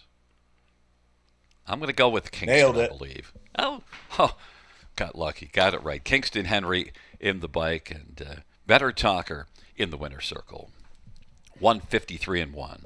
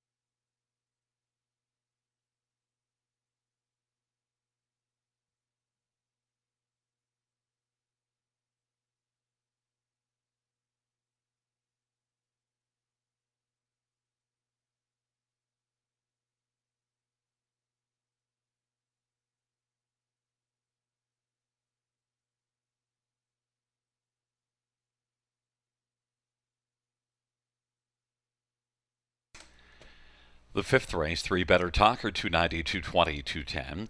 9 Salzburg Rodeo, 880, 430. 1 Captain's Legacy, 210. $2 exactor, 24.30. Dollar try, 21.90. Dollar high five, 460, 285. 20-cent high five, 92.57. 20-cent pick 3 is 250. 20-cent pick 4 is 729. A dollar pick 5, 433.90.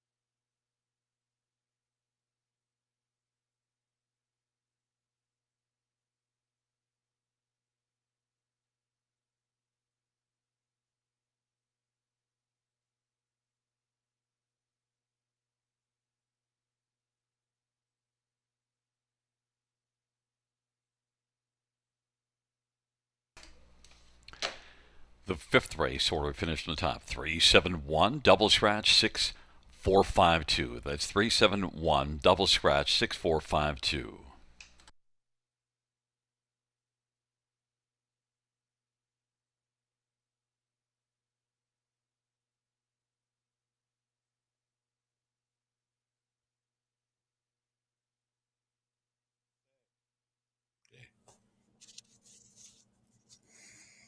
Already, big full sun still up in the sky there at Grand River Raceway, 3 minutes away from the upcoming six. Set to dive into a late pick five opportunity up next. And again, Ontario Sire Stakes action continues for the Trotters. We've got 2-year-old grassroots fillies. We've got a $150,000 gold for the 3-year-old trotting boys in race number 9. Race 6, deepest of all. 5 deep in here. 1, 2, 6, 7, 8. Single up the 5 in race 7, that being Time Owl Eclipse. Love that filly with Scott Young on board. His dad, Bob Young, does the training. Back to 5 deep in race 8. 1, 2, 5, 7, 9. Singling up Strobe Light in that $150,000 gold event, race number 9. And on the end of it, we'll go 4 deep in there. 1, 3, 4, and 9. $20 even on a 20-cent wager for this late pick 5 opportunity. Gary Guy has mapped out his best go on the late pick 5 as well. Let's bring up Gary's ticket. 2 and 6. His top selection being number 6, Green Silverado here in the opening leg of the pick 5. Over in race 7, he's liking the 4 and 5. Queen G, his top play, backs it up with the 5 timeout Eclipse. 3 deep for Gary, race 8 with a 1, 5, and 6, his top play in there. Number 5 all day, Hanover. Ninth race for Gary. He's on 4, Strobe Light. Includes the 5, Touched by an Angel as his plan B. And on the end of it, race 10, his top player being number 3, Dox Morrow. His backup is the 1, Lar John Luke. 960, his favorite number. Gary Guy on his late pick 5 ticket suggestion. One more ticket for our friend of the show, Conley Ecclestone. Let's go, Conley. 2 and 6. Starting things up with a twin B Kingsley, named after Travis Henry's boy, who we just saw on the race bike. Number 6, Green Silverado is another one that Conley's going to back in race number 6. 7th race, 3 deep in there with a 1, 4, 5. 3 deep again in the 8th with a 1, 2, and 8. 9th race, backs it up. 1, Toss of the Dice, and 4, Strobe Light. And on the end for Connolly, 4 deep in there, 1, 2, 7, and 9. And Conley's in for his favorite number in a multi-leg wager, $28.80. It'll cost you on a 20-center if you want to go along with Conley on his late pick 5. Good luck.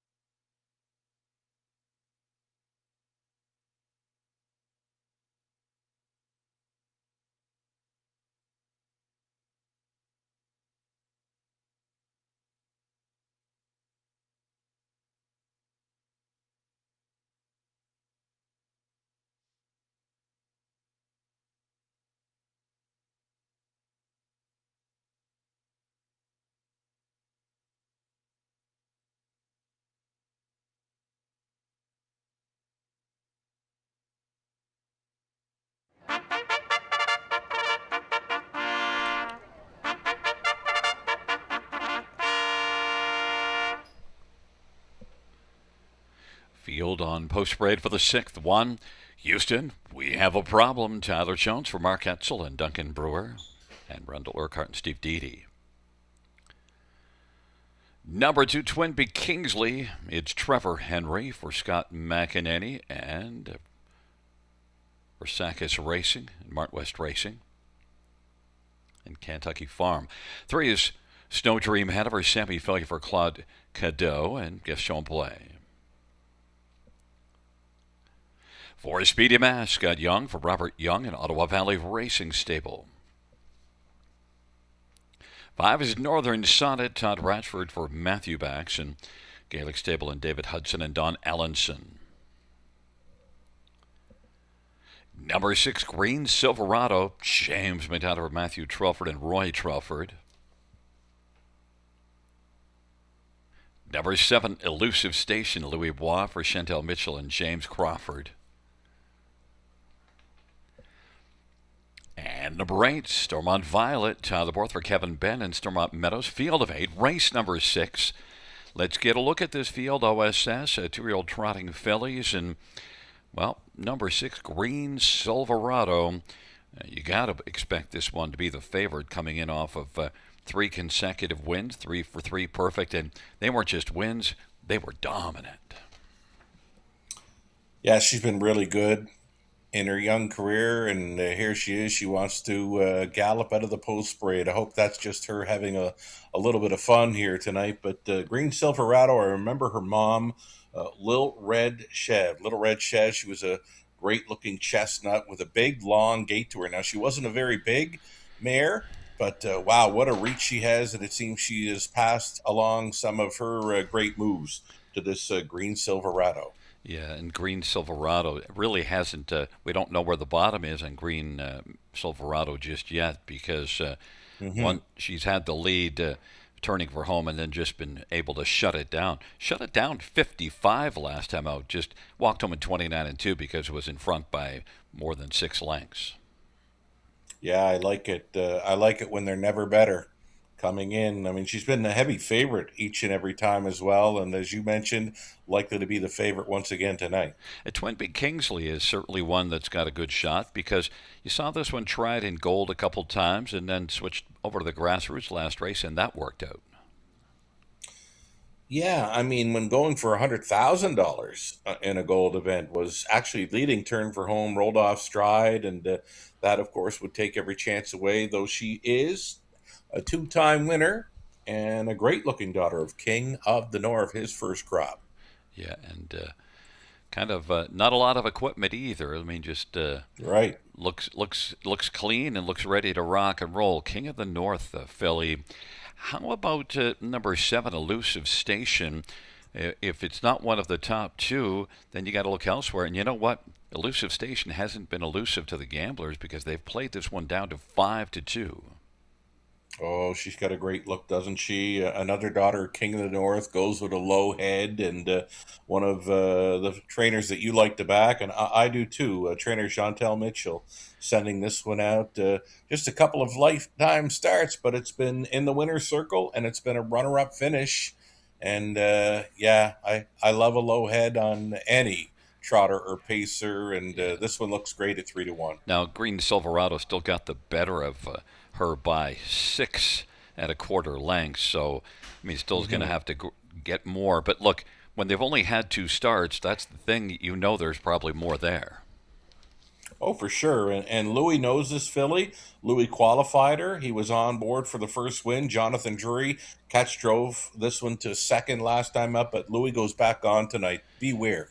And Stormont Violet, well, we saw Tyler Borth with a win earlier. Stormont Violet, this is one that raced well in a grassroots last race, came flying late. Good final quarter.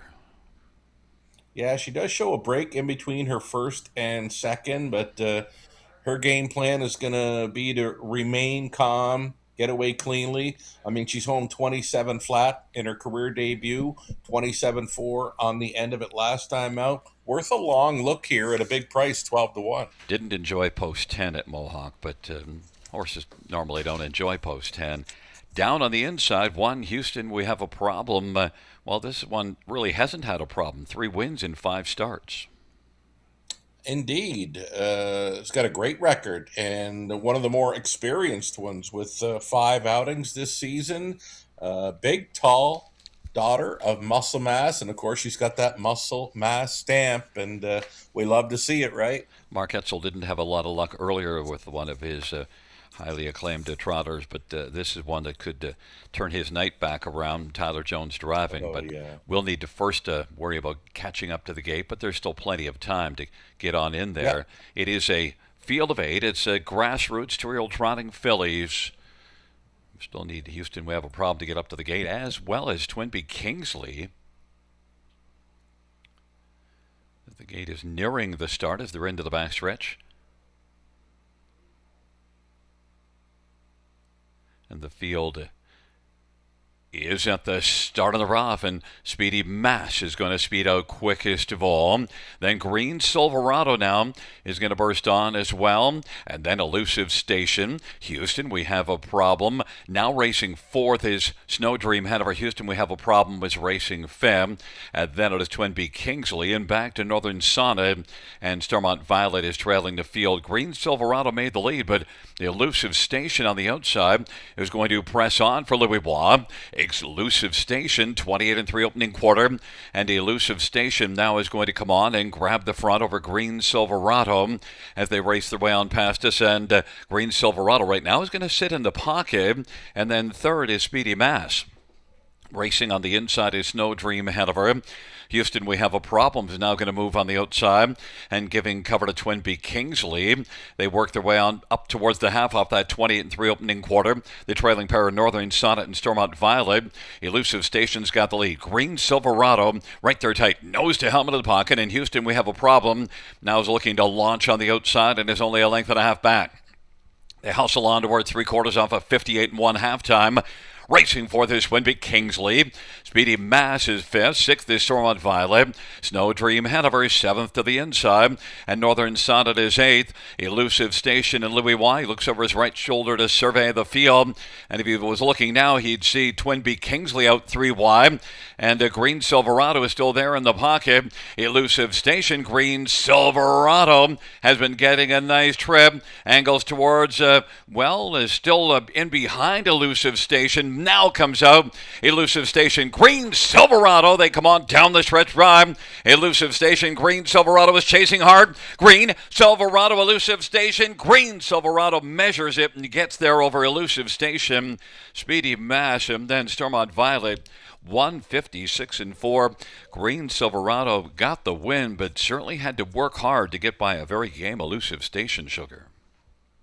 Had to work hard late, but Louis had theft on the brain, right? He tried to steal that one. He had a few picks on the outside, and that was keeping the 6 trapped in. But likely the best trip that Green Silverado has ever had in her young career. I mean, she didn't get used until the final 8th, and just like her mom, she's got this big long gait. But I mentioned Little Red Chef. She was a small chestnut mare. This is going to be a big mare one day.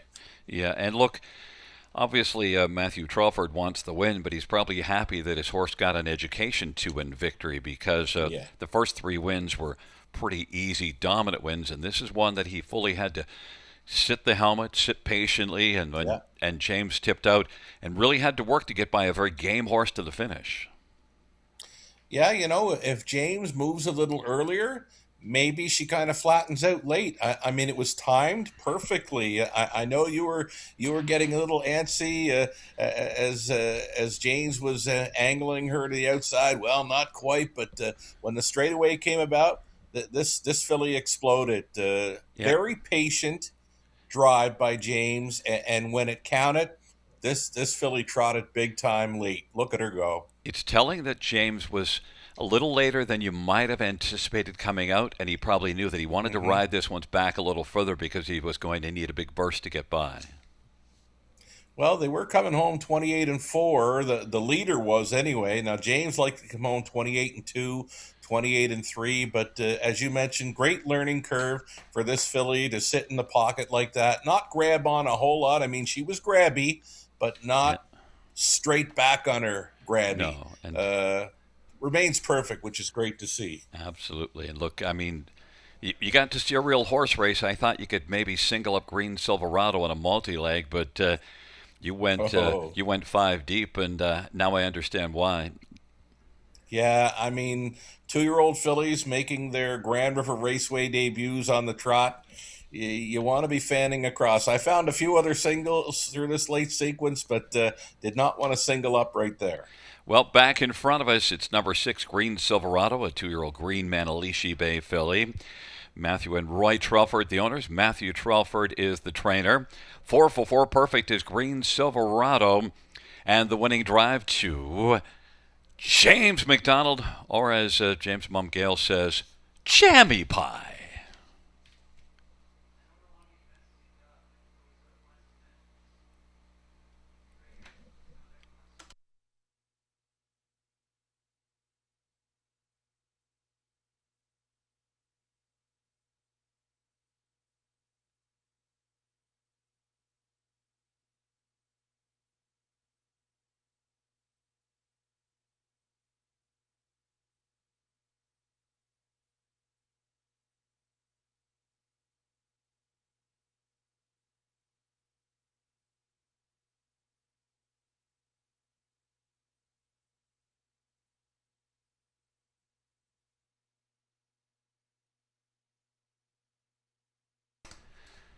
6th race, number 6, Green Silverado, 330, 250, 230. 7 elusive station, 463, 70, and 4 speedy mass, $9. $2 exactor, 1330. Dollar try, 139.65. Dollar super, 717.30. 20-cent super, 143.46.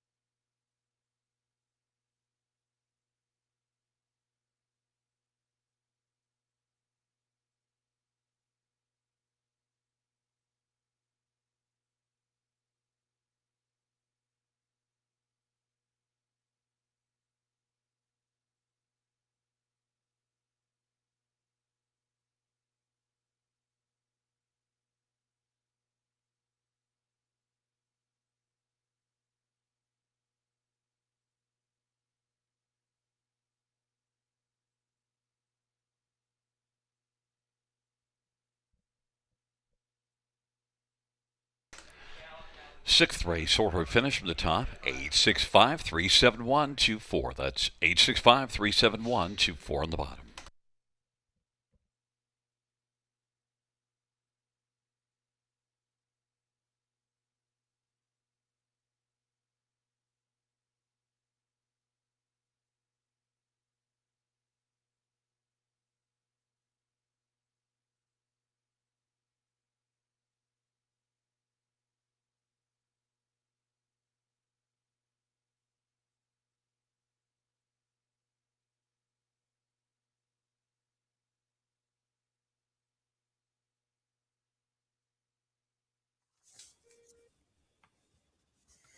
Okay, here we go into our final four on the night, our final OSS grassroots event for the 2-year-old trotting fillies as well. We're going to follow it up with a pace and race 8, the Ontario Sire Stakes Gold event, $150,000 race for the 3-year-old trotting boys, and then a pacing event on the end of it. So we're going to stay with a single here, the opening leg of the pick 4, using 5 timeout Eclipse. Scott Young on board.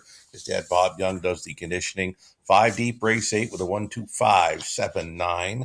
Singling up 4, Strobe Light, race 9. 10th and final race of the night, we'll try the 1-3-4-9. $4 even only on a 20-cent wager.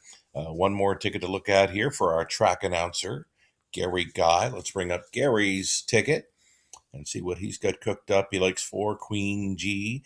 His top play here in the 7th. His backup is 5 Timeout Eclipse. 3 deep for Gary. Race number 8 with a 1-5-6. The 5 All Day Hanover. His top play in there. The 9th race, opting for number 4 Strobe Light on top. He does include number 5 Touched by an Angel as his plan B. And on the end of it, his top player in there is number 3 Docs Morrow. And also trying the 1 large Jean Luc. On the inside there is his backup plan. $4.80 if you're in to go with Gary Guy on his late pick 4, and one more ticket to look at. Our friend of the show, Connolly Ecclestone, spending a little more here than the rest of us. 3 deep the opening leg with a 1, 4, and 5. 3 deep still in race 8 with Twin B Duncan, Avalanche, and outside starter Sir Galloway. 1, 2, and 8 for Connolly in race 8. 9th race on the 1, Large John Luke, and 4 Bernalli. And the 10th and final race, make it the 9th race, the 1, toss of the dice and 4, Strobe Light. That's better. Then the 10th race, there's the Large John Luke. And then he's got the Finding My Way, as well as the 7, Alchemy Hanover, and 9, Bet the Max. $14.40 if you're going along with Connolly. I don't think I've ever had the cheapest ticket on a multi-leg ticket idea here at the river, but it's happening here for this late pick 4. Good luck.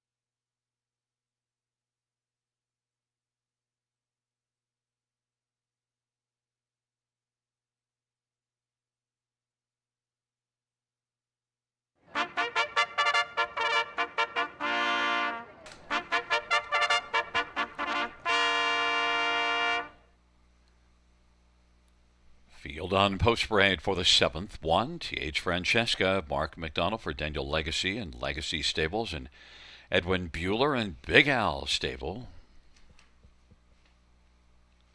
Number 2, Bearded Lady, Matthew Bax, drives for Bax Stable and Marshall Bax. Number 3 is Peachy D, Tyler Borth for Robert Kyle Fellows and Robert Don Fellows.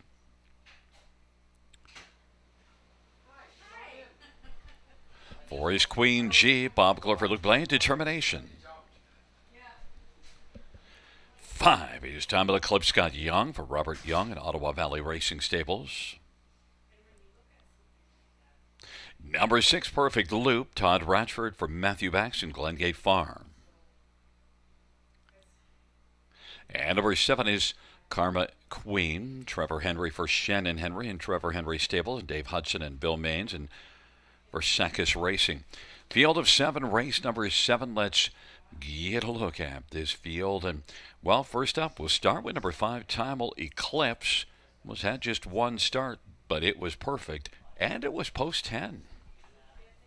That was real good. Here's another one that wants to gallop out of her post parade. Settle down there, girl.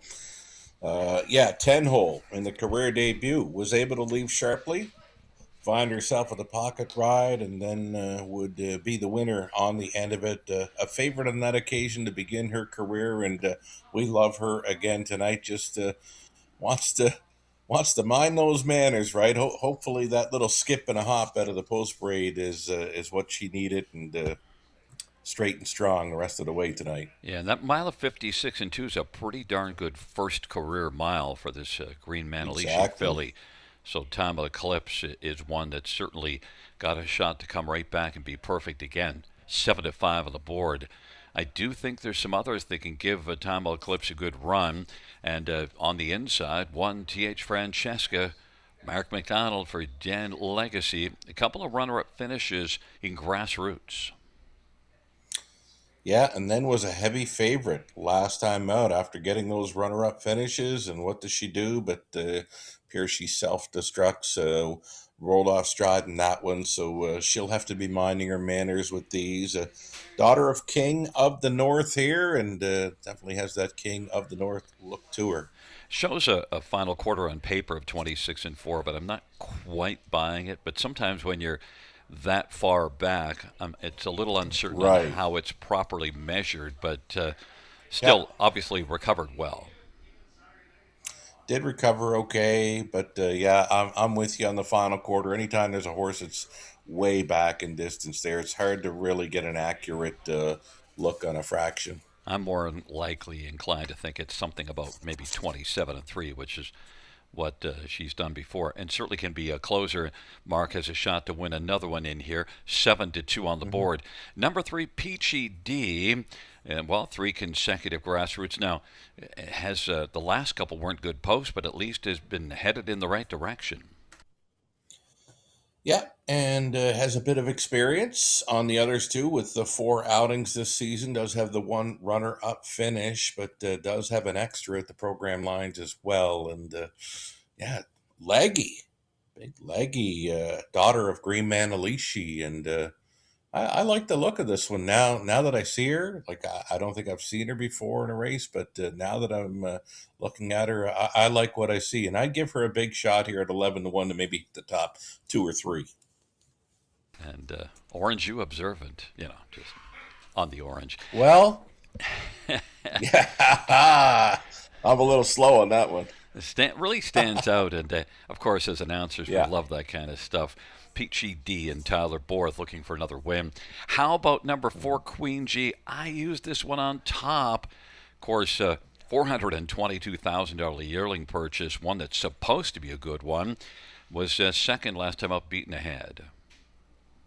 I thought if she was going to win one, it was going to be last time out. I mean, had every right to have a great shot through the stretch, but it was just 30 and a bit on the end of it. I see they threw the trotting hopples on for that start, so maybe that's what it was all about. It wasn't about let's hurry up and get the victory. It was probably just, let's see how she gets along with the trotting hobbles. Second time with the hobbles on tonight. One certainly needed him because made a break in a gold going back July the Yeah. 5th, and then made another break July the 23rd. So next start out, Luke puts on the trotting hobbles and at least was smooth. And Queen G is certainly one that's meant to be a good one. We'll see if she can put it all together. But you've gone to Time of Eclipse, who's a perfect 1-for-1 and even money on the board. Yeah, I'm going to stick with it. She was so good in her career debut that I think she can come right back in here. And the money is really being sorted out between the 1, 4, and 5. So we'll see if that is the way it goes. It is a field of 7 OSS, 2-year-old trotting fillies moving in behind the gate.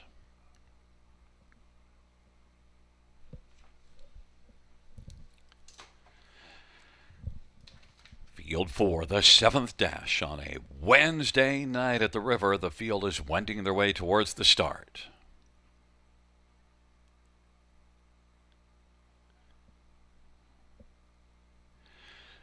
And Queen G broke stride. So Perfect Loop now is going to stride out Perfect Loop. Peachy D. Then T.H. Francesca's on the inside and racing fourth right now. That is Time of Eclipse, who's still going to be carried out wide right now. Perfect Loop has got the lead. Peachy D is second. Time of Eclipse continues to drive on the outside. And then T.H. Francesca is racing fourth, and then Bearded Lady and Karma Queen. Perfect Loop at 50-1. Loops on past that opening quarter in 28-1. PGD is second, and racing third is Tamil Eclipse. And Tamil Eclipse for now is going to stay on the inside momentarily. T.H. Francesca is racing fourth in front of Bearded Lady. Then Karma Queen and Queen G, after an early break, has to do a lot of work now as they race up towards the half, 28-1. And it is Perfect Loop Wesley now quickly stepping out from third. Time of Eclipse and Scott Young is going to burst onto the scene and now stride right up strongly and take over. And it is Time of Eclipse 3-5 favorite who's got the lead. Perfect Loop is second. And now T.H. Francesca and Mark McDonald's underway on the outside and sharing third with PGD, but has a lot of work to do at caller. Time of Eclipse the 3-5 favorite.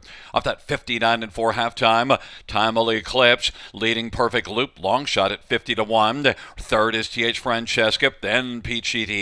Bearded Lady, Queen G, and Karma Queen. Time of Eclipse and Scott Young rolling towards the top of the stretch and is looking very large on the lead. In front by 5 or 6. Perfect Loop is second. Peachy D and T.H. Francesca. Another break for Queen G. On down the stretch drive they come. It's all Time of Eclipse.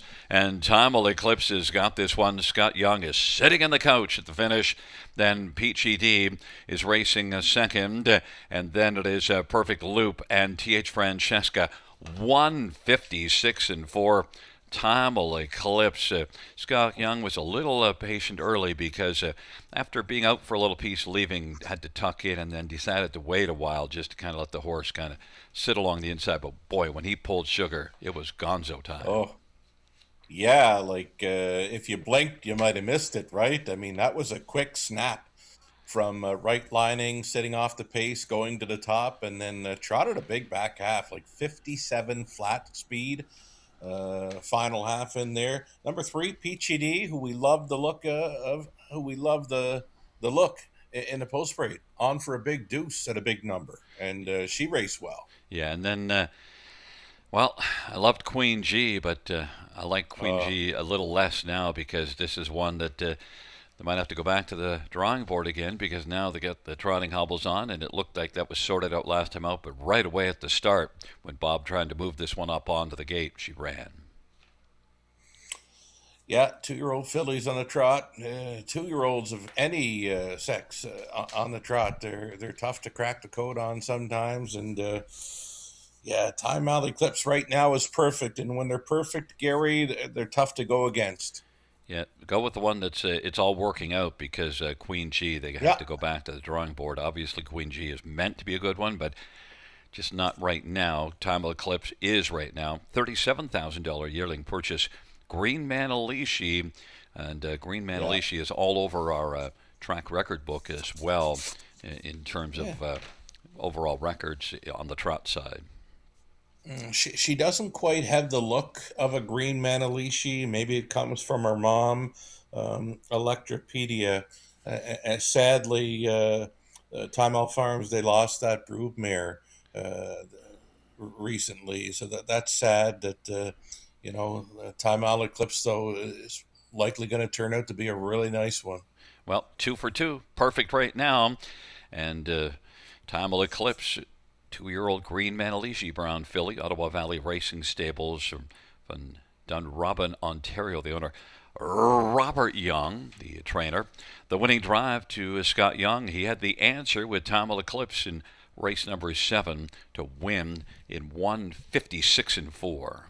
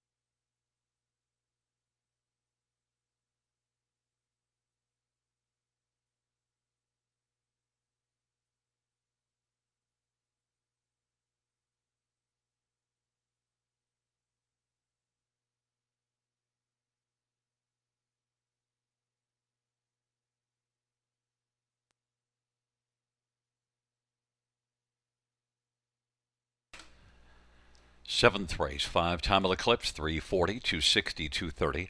3 PGD, 670, 450, and 6 Perfect Loop, 770. $2 exact or 23.30. Dollar Try, 52.10. Dollar Super, 158.25. 20-cent Super, 31.65.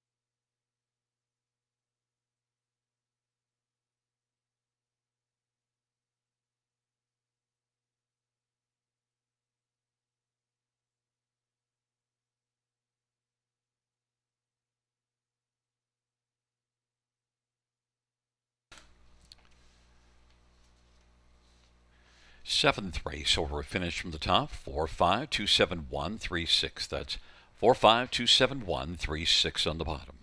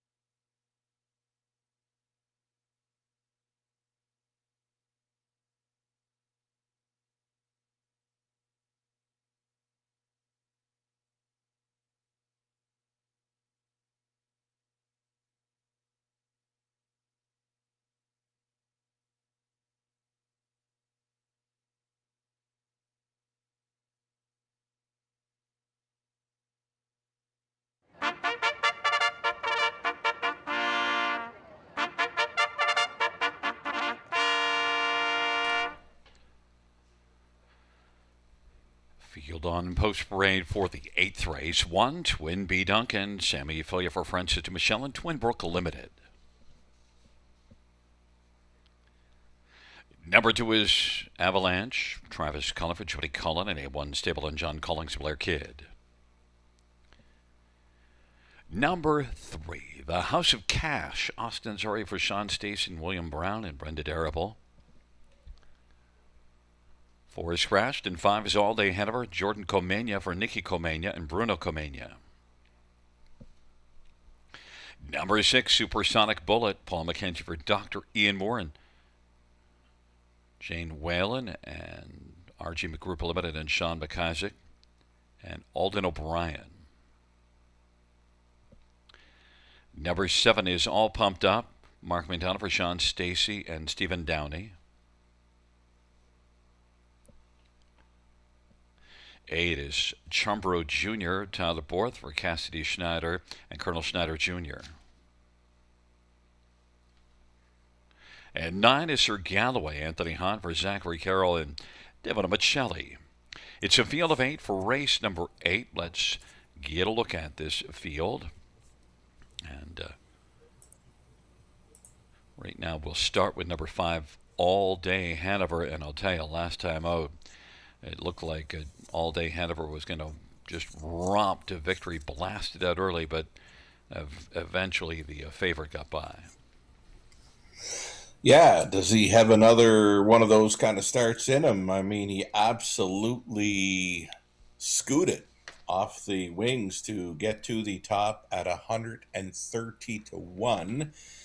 When he got passed by the heavy favorite, I thought, okay, what's left? Well, he was able to stay on for second. It was a pretty good outing, actually, for this son of Stay Hungry. So I've got all kinds of time for him tonight. He didn't quit, which is great to see. You know, a young horse gets passed after leaving sharply and was able to hold on clearly for second. 8 to 5. I was hoping for more like his morning line odds of 9 to 2. So I'm going to say right now he's overbet. Yeah, and All Day Hanover, I mean, I was expecting him to pack it in badly, and actually he continued on because when 130 to 1 shot blasts to the front from post 8, you kind of think you might get this one backing through the field, but he only backed up one spot, and it was a well-met winner that got by him as well. So down to 3 to 2 is a little bit of a drop, but, well, it certainly could be interesting if he can back it up again. How about down on the inside, 1, Twin B Duncan? Yeah, coming in from the big track, Woodbine Mohawk Park. We've seen this happen numerous times over the last month or so when they ship in from the big track. They're here to win. Francis Dumichel training for Twinbrook Limited, and Sam Fillion called the drive. Now, this one let up a little bit late in the mile, but of course, going quite a bit. 53 and 3 speed in his latest, right? So, I mean, that should be a 54 or 55 mile over Grand River Raceway. So, might have the class edge here, Gary. Yeah, and Twin B Duncan, in terms of top 3 finishes, so far has got donut, but Twin B Duncan is one that, well, you know, getting a lot of love at 9 to 5. Yeah, I don't mind this horse. Again, the 5 should be drifting up now, starting to drift up 2 to 1, hoping for 3 or 4 to 1 come post time for the 5. But I think the 1, Twin B Duncan, is in the right spot now at 9 to 5. And again, facing easier competition here versus what he's been doing.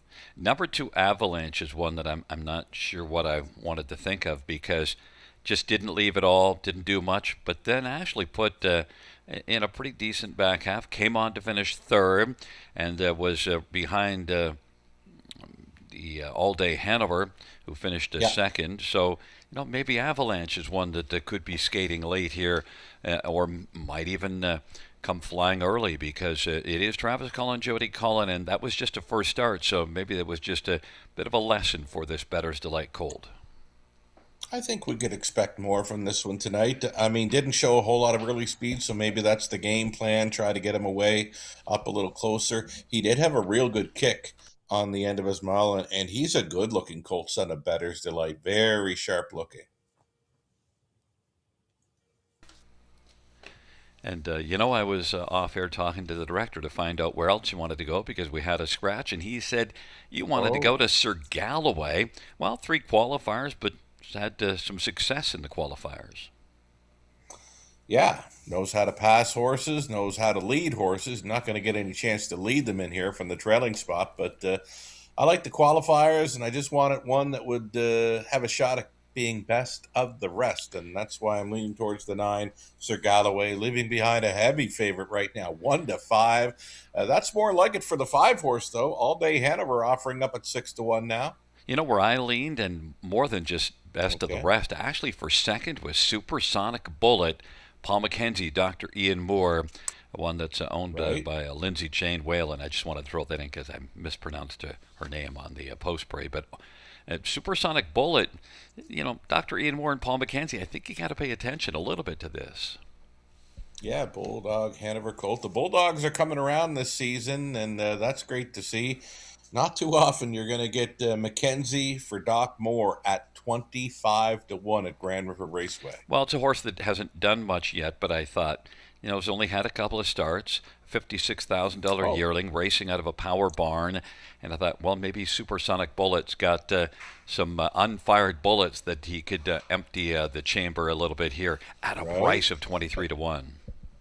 Should correct myself too. It looks like it's Jason Ryan hopping on board in place Oh, of Paul pardon me, McKenzie here for the six. I did Yeah. not get that. And I should No, be, I missed it too. I So should be looking. Well, Jason Jason. Ryan up on 6. Yeah, but Dr. Ian Moore is, it's just hard to leave his horses off. Oh, it is at any track in North America for that matter. Well, so 23-1, fans did leave this one off. We'll see if it matters. But and now All Day Hanover has climbed up to 5-1, and the money did get down to Like Twin it. B Duncan. Fans are thinking that Twin B Duncan won't be donut on the top 3 much longer. I had to throw that in. I just can't help myself, the way I'm I hear you. wired. But note that we have a field of 7, field of 8. The 4 quick talk is out. And Jason Ryan driving Supersonic Bullet, and they're moving into the backstretch.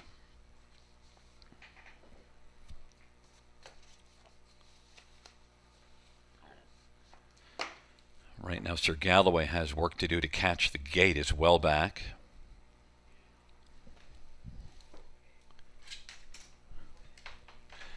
Field is at the start and they're off and blasting out as expected. All Day Hanover, all pumped up. Avalanche is skating third. Twin B Duncan fourth, and then the House of Cash and Chambro Jr. And then Supersonic Bullet. They work on around the turn.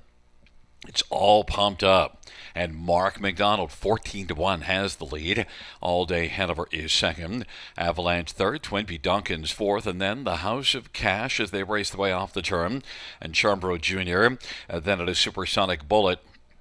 They work their way on up towards us, and it is all pumped up. Mark McDonald with the front, leading All Day Hanover and Jordan Comania up a little closer in the pocket. It is right up tight now on the back of All Pumped Up, and then racing third. Avalanche now skates to the outside, and off stride went All Day Hanover as they race their way up towards the half. 28-4 opening quarter. All Pumped Up has got the lead.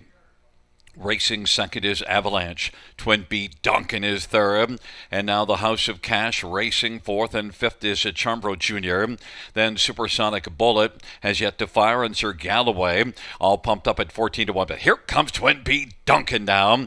And Twin B Duncan, 3-5 on the board, is racing positioned as second off a half 58-3. It is all pumped up. And then right now on the outside, Twin B Duncan. Racing third is Avalanche, and fourth is the House of Cash, and they turn their way towards the top of the stretch. All pumped up. Twin B Duncan is bearing down and all pumped up as they're turning for home. Twin B Duncan trying to get the better of All Pumped Up, who's hanging tough on the inside. All pumped up at 14-1. Twin B Duncan on the outside. Darting up the inside is Avalanche. 3 across the track as they come to the finish. And All Pumped Up just keeps on pumping. Up the inside Avalanche, but All Pumped Up kept pumping to the finish and wins it. Avalanche skated up the inside to finish second.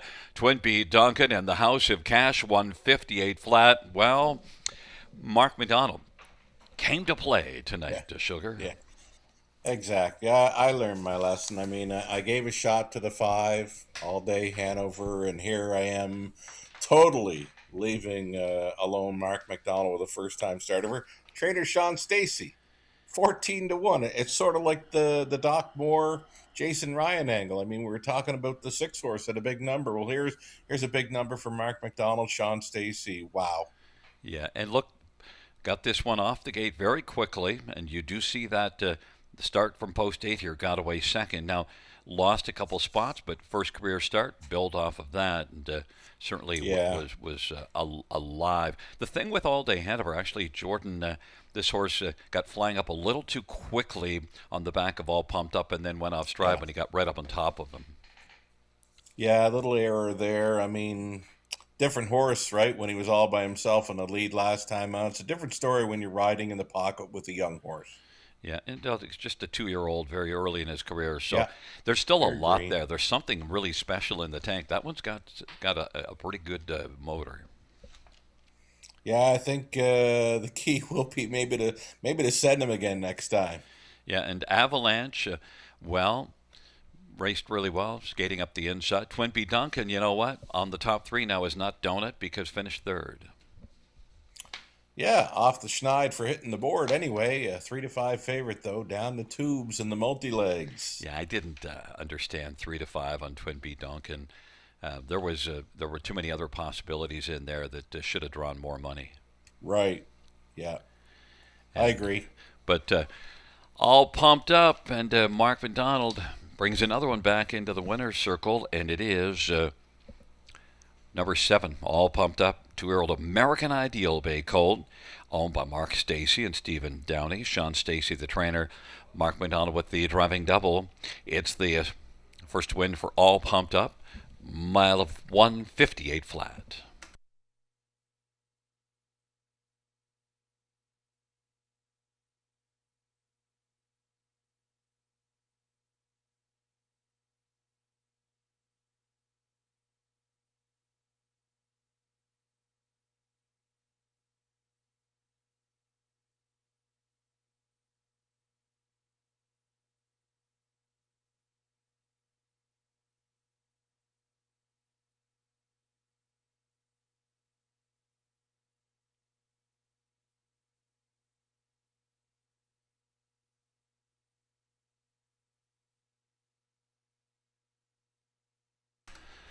The payouts number 7 all pumped up 30, 40, 10, 10, 460, 2 Avalanche 630, 270, and 1 Twin B Duncan 210, $2 exactor 230, 650, dollar try 364.10, dollar super 1463.85, 20-cent super 292.77.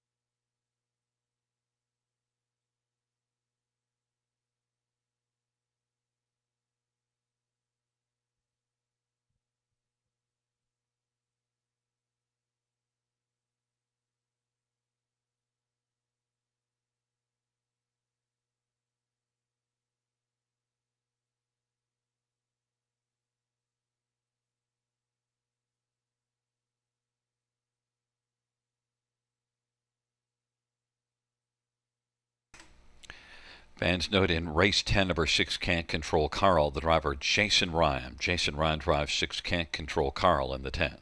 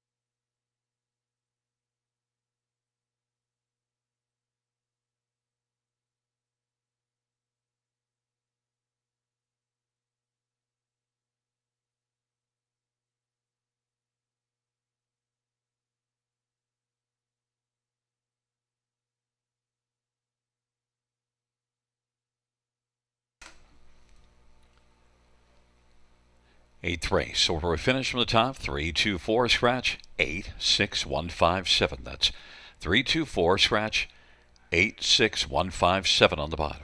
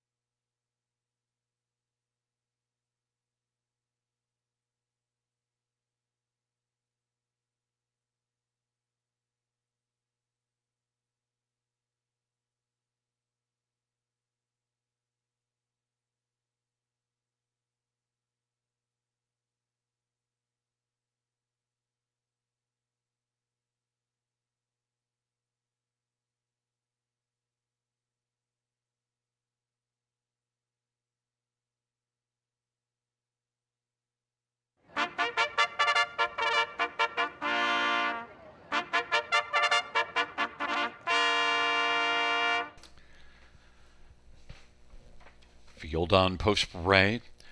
1. Toss of the dice. Trevor Henry for Robert Kyle Fellows, Yolanda Fellows, and Leo Fleming and Bill Maines and William Cripps.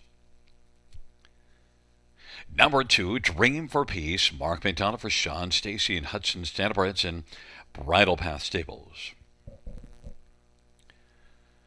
Number 3 is Stormont Shanley Boy. Tyler Jones for Kevin Ben and Stormont Meadows. Number 4 is Strobe Light. James McDonough for Benoit by Etta Shaw and Clodamel and Nunziavina and Glengate Farms. 5 is Touched by an Angel. It's Doug McNair for Robert Kyle Fellows, Yolanda Fellows, and Blair Corbeil, Mike McAllister, and Peter Porter. And number 6, the Green Gazoo. Tyler Borth for Clark Bealby and Coyote Wind Farms. Field of 6, race 9, OSS Gold, 3-year-old trotting colts and geldings. And number 4, Strobe Light, is getting a lot of attention. Just a 3-year-old that's already made $667,000. And Strobe Light coming in off of a dominant win in the Gold last time out at Mohawk. You said it, Gary. Well over $600,000 earned in just a few seasons ago, a product of the London Classic Yearling Sale at a bargain price, right? And yeah, he's done some good things. I'm always looking for Strobe Light when he's in Ontario Sire Stakes action because he's had a pretty good account of himself through his 2- and 3-year-old season. Yeah, 16,000, just a horse, and then he says, "Oh no, I'm not just a horse." But Strobe Light, Kind of special. Look at that one 2 starts back racing in a condition class, came from way off the pace. Now second beat in the nose, but came home in 26-1. Yeah, he's got a big motor. I mean, if he gets covered up for a while, I'm not sure what James has mapped out for this one. You know, it's just a compact field of 6. It's not like he's got to be on the lead or anything, but he'd want to keep him close. Well, he makes the top 3 all the time. I mean, look, he's missed the top 3 once this year in 8 starts and twice last year in 11. So he's 16 out of 19 in the top 3 with 6 wins and also 7 seconds. He's a consistent machine. But there's some talent in here as well that could give Strobe Light some work.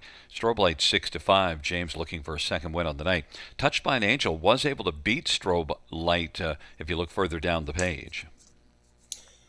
Yeah, another one with consistency, right? I mean, it's something years ago you wouldn't see that for the 3-year-old trotters, but what a breed they have become, the standardbred trotters of now. Because when I started going to the races early 80s, you'd see a trot and you just, oh boy, how many we're going to see gallop in here. But the breed has gotten so well over the last 10, 15 years for trotters here in Ontario. I mean, consistency, right? And you're seeing it with the 1, 4, and 5, and they're taking the action here. Well, look at down the page. Find me the X on the page.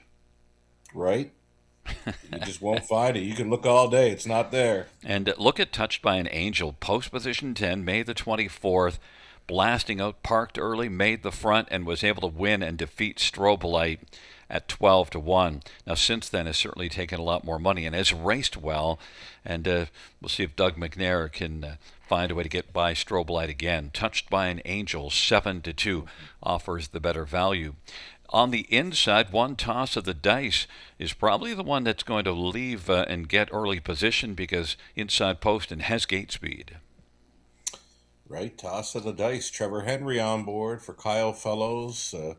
Bred by Winback Farms, another one that we sold in London a couple of seasons ago, and a pretty good record for this one. $120,000 earned lifetime, and a winner last time out by a head in a lesser level, the grassroots, but does have some gold experience where it finished 3rd behind Strobe Light and Touched by an Angel. So I think he fits the top 3 to a T. And in that start, he did blast to the front before those 2 more notable ones, Strobe Light and Touched by an Angel, got by, but toss of the dice, and maybe he can come back to even maybe get the better of one of those 2 or both, because Trevor Henry has had a lot of success over here.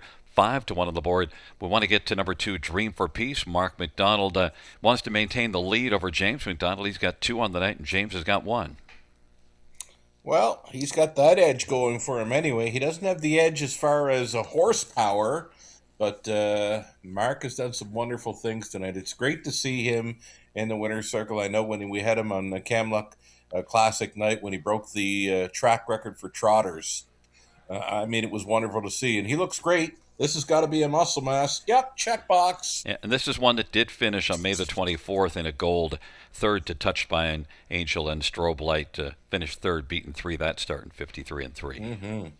Another pretty good check getter right there, Gary. It's good field, a field of 6. OSS, a gold. 3 are trotting colts and geldings. Track record is 54, put up by Paquette. Field of 6, the 9th dash.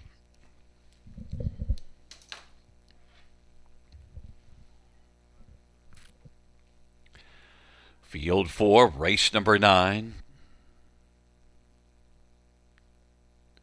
OSS Gold, they're at the start of the rough, and Touched by an Angel is going to blast with Toss of the Dice. Touched by an Angel, Toss of the Dice on the inside, but Touched by an Angel is going to press on. Toss of the Dice is going to accept the pocket ride in behind Touched by an Angel and Doug McNair. Strobe Light, James McDonald, is now finding a spot on the inside third. Dream for Peace is racing fourth, then Stormont Shanley Boy and the Green Gazoo. They race their way past the opening quarter. Touched by an Angel at 7-2, 6 in a line. Opening quarter was recorded by Touched by an Angel as they race their way on towards us, and we don't have that quarter fraction. Touched by an Angel.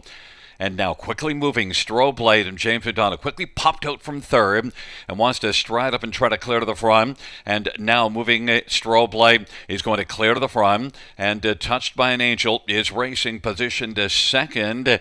And in tight quarters there in the pocket as Strobe Light clears. And now moving, Stormont Shanley Boy.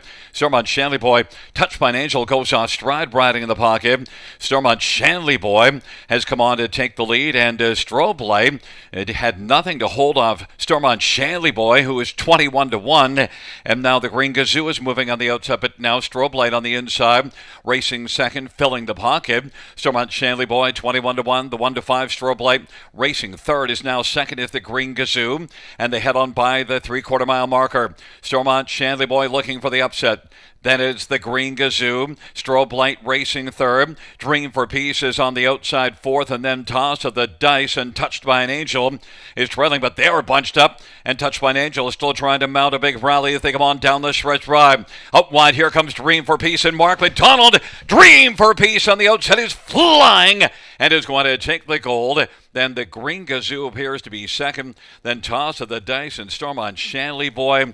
It is a strange race as the favorites go down, and it is Mark McDonald with the driving hat trick and Dream for Peace. Well, the equalizer, Gary, is when these horses come in and go for big money when they haven't been at Grand River Raceway. I mean, a number of trotters in that race have been to the river before, but I think there's a few in there that had never been on a 5/8, and that's the equalizer when going for 150,000. Yeah, and it was also strange when Stormont Shanley Boy came up and challenged Strobe Light. Strobe Light, he had nothing to offer there, and he wasn't done though. No, yeah, he wanted room, and then coming through the stretch, just kind of get tangled up in himself there. He's a big trotter, right? So maybe this track is just not to his liking. And then also when he was clearing Touched by an Angel, he struggled to clear by, and Touched by an Angel didn't like. It didn't look like he liked being in so close, and he went off stride. Yeah, just an off night. Call it an off night, maybe for Strobe Light, but I think bringing them from the big track of Woodbine Mohawk Park and putting them on a 5/8, it changes things up. Yep, the top two, the 4 and 5, where all the money went to. The 4 on the board at 1-5, and the 5 at 7-2. Those are the two that don't hit the ticket. So if you have a superfecta here, I don't believe the super would pay. I mean, I gotta believe I mean, it'll be all it'll pay, but what I mean is it won't. Nobody. I don't believe there's a 2613 ticket. Well, short field though, right? It's pretty easy to box the field, especially if you want to Yeah. leave a heavy favorite off it. You can box the rest of them up for $24 on a 20-cent play, and could have been that angle. I know for one thing, there was $3,800 to show on the four, so the show tickets are going to be huge, Gary. Absolutely. Well, Mark McDonald was huge this evening with 3 wins on the night. The biggest of them will be this two Dream for Peace in an OSS Gold at 17-1. Dream for Peace is a 3-year-old muscle mass bay colt owned by Hudson Standardbreds and Bridle Pass Stables. Sean Stacy, the trainer. Mark McDonald with the driving hat trick. 3rd win this year for Dream for Peace and 4th lifetime. Mile of, well, we don't know.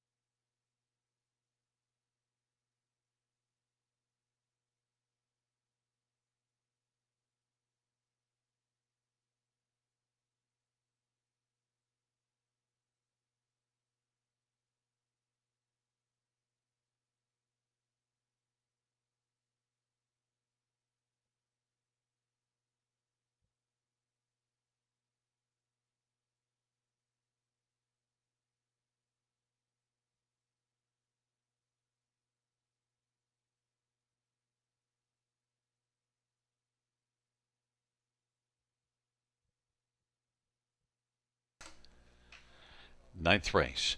Two Dream for Peace, 36.20, $15 and 14.30. Sixth, the Green Gazoo, 43.10, 47.60. One toss of the dice, $11. $2 exactor is 624.20. Dollar try, 1249.15.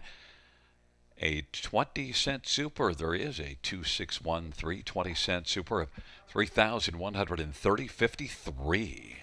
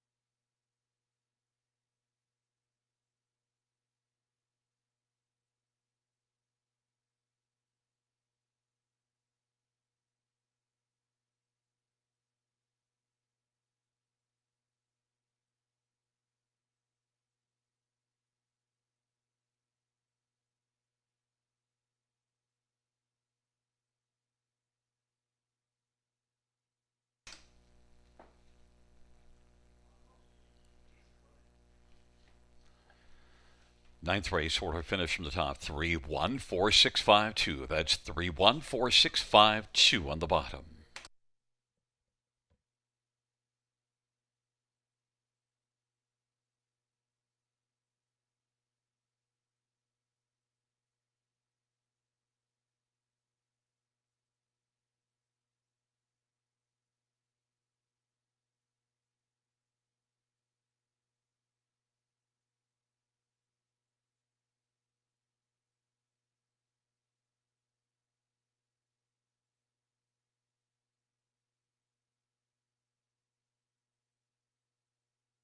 Winback Farm graduates are born to compete and raised to win and have made over $480 million and have won over 50,000 times. Yearlings for sale at Goshen, Ohio, Lexington, London, and Harrisburg.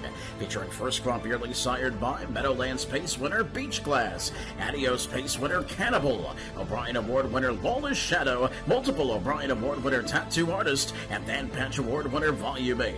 Yearlings eligible for multiple racing jurisdictions. For more information, visit winbackfarm.com.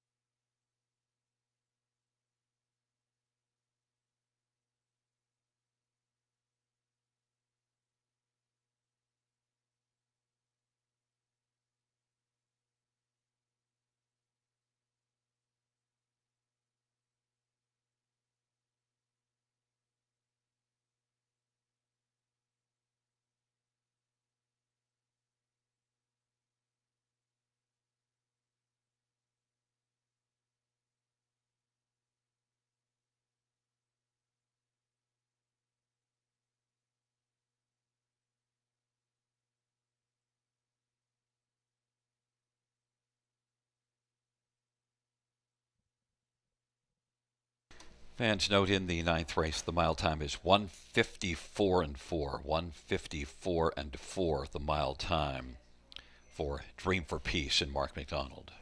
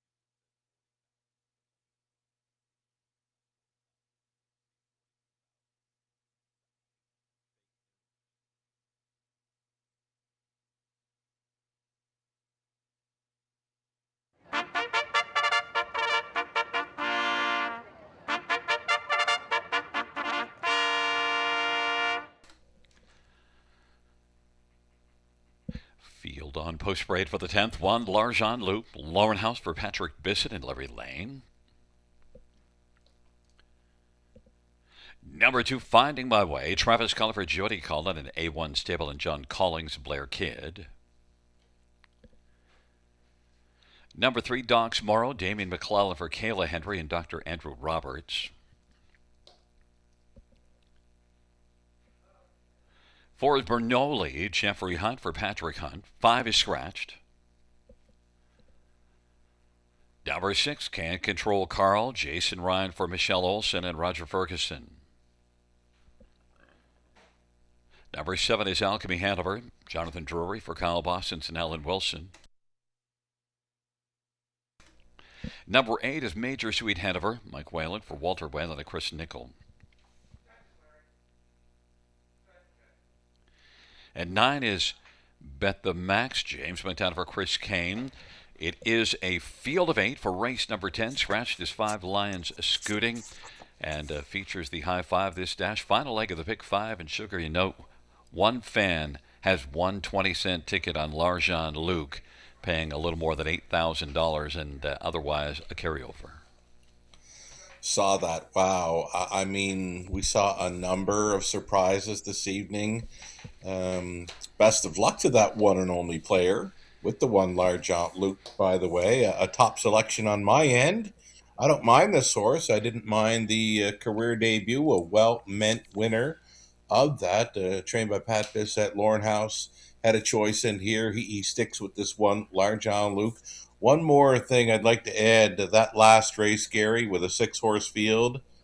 I know for sure I've never seen in my life a 20-cent superfecta return of over $3,000 on any 6-horse field. Never. Yeah, and that's just because you get such a couple of heavy favorites. And I thought for certain, I said definitively that there wouldn't be a ticket on it, but there was. So somebody's very happy. I know myself, when I was out in Alberta watching horse races from Ontario, I'd see, a 6 or 7 horse field of young trotters. And, if there was a heavy favorite in there, I'd just leave them off the ticket and box up the rest. Like I said, leave that horse off the ticket, box up the other 5, $24 even. You'd get back over $3,000. Crazy. Well, I'll tell you what, if the guy who scored in the 9th with that ticket is the same guy who's got L'Argent Luke alive here, we need to find a spot for him on the handicappers list because he's got this figured out. L'Argent Luke, this is one definitely that's going to give this fan a probably pretty good look at their chance to cash $8,000 on a 20-cent ticket off a win. Yeah, but how confident is one at 8-1? I mean, this 3 horses taking a ton of action, 1-2. That'd have me a little nervous. But again, such a well-meant winner of his career debut. I'm sure he's going to offer up a pretty good shot for that one and only player. Over $8,000 coming back on a pick 5 should the 1 win. Yeah, if you're the person with that 1 horse, you're like, why the 3-5 on the 3? Come on, man. I mean, it doesn't matter at this point, but it does just in terms of you're wanting to be confident. I was confident enough in 3 Doc's Morrow. I took this one on top of 1 L'Argent Luke. So I tell you, if that fan's listening, he's like, what do you know, Gary? That just makes me feel all the more confident. Possible, right? Yeah, Possible. I've added to his confidence level, or her. Well, yeah. Possibly, but you know what? Doc's Morrow, second time for the trainer Kayla Hendry. I'm sure she was very impressed with the way this horse closed up on the wide side. We saw this one finish 3rd to a horse that flew home. That was the 38-1 Bomber we saw race earlier, finished 2nd or 3rd. I thought he'd be a little better with a kick home, but Doc's Morrow, second time for this barn. I think you can expect a pretty good trip. 3-5, though, for me, over bet. What about Bet the Max? You get James McDonald, and this is a horse that off a win at Dresden. Right. Lauren House does book off to take the 1, but you're getting a pretty good replacement in James McDonald. Leaving from the trailing spot, following some speed, too. Just put him in the top 3 or 4 and see what happens. I guess James will have to do. He's not as good as Mark McDonald. I mean, I guess he's the lesser of the McDonald Not brothers. tonight. Yeah, exactly. And how about Number 4, Bernoulli. Bernoulli is kind of like, well, did you not watch me here last race? Didn't I win under wraps? Yeah, but it was just 56, right? I Yeah. mean, many of them can go 56. Do I like the way he's approaching the gate here? Yeah, not really, but he might come out of it when he gets behind it. Yeah, well, here's what Bernoulli's got to say to you. I didn't need to go faster. I'm 1 by 2.5. Come on, man. Number 2, Finding My Way. And Jody Cullen, you always have to find a way to put Jody Cullen somewhere on your high five ticket. You went to the bottom. I went for 4. Sure, I think you can use this one, especially in the high five, right? Your top five for a high five, what you need. And Cullen Barn, why not? yeah, and 2 starts off a win. Had a winning qualifier here as well, and then tried it here. First start wasn't all that much, but second start a win. So Finding My Way is one that's got to find a way onto your ticket somewhere. But Docs Morrow, 4 to 5 on the board, and we've got a very anxious fan cheering on Larjan Luke as well. The only ticket alive yeah. in that big pick 5 ticket, Sugar. Let's go. Let's go for him. It's a field of 8. Race number 10.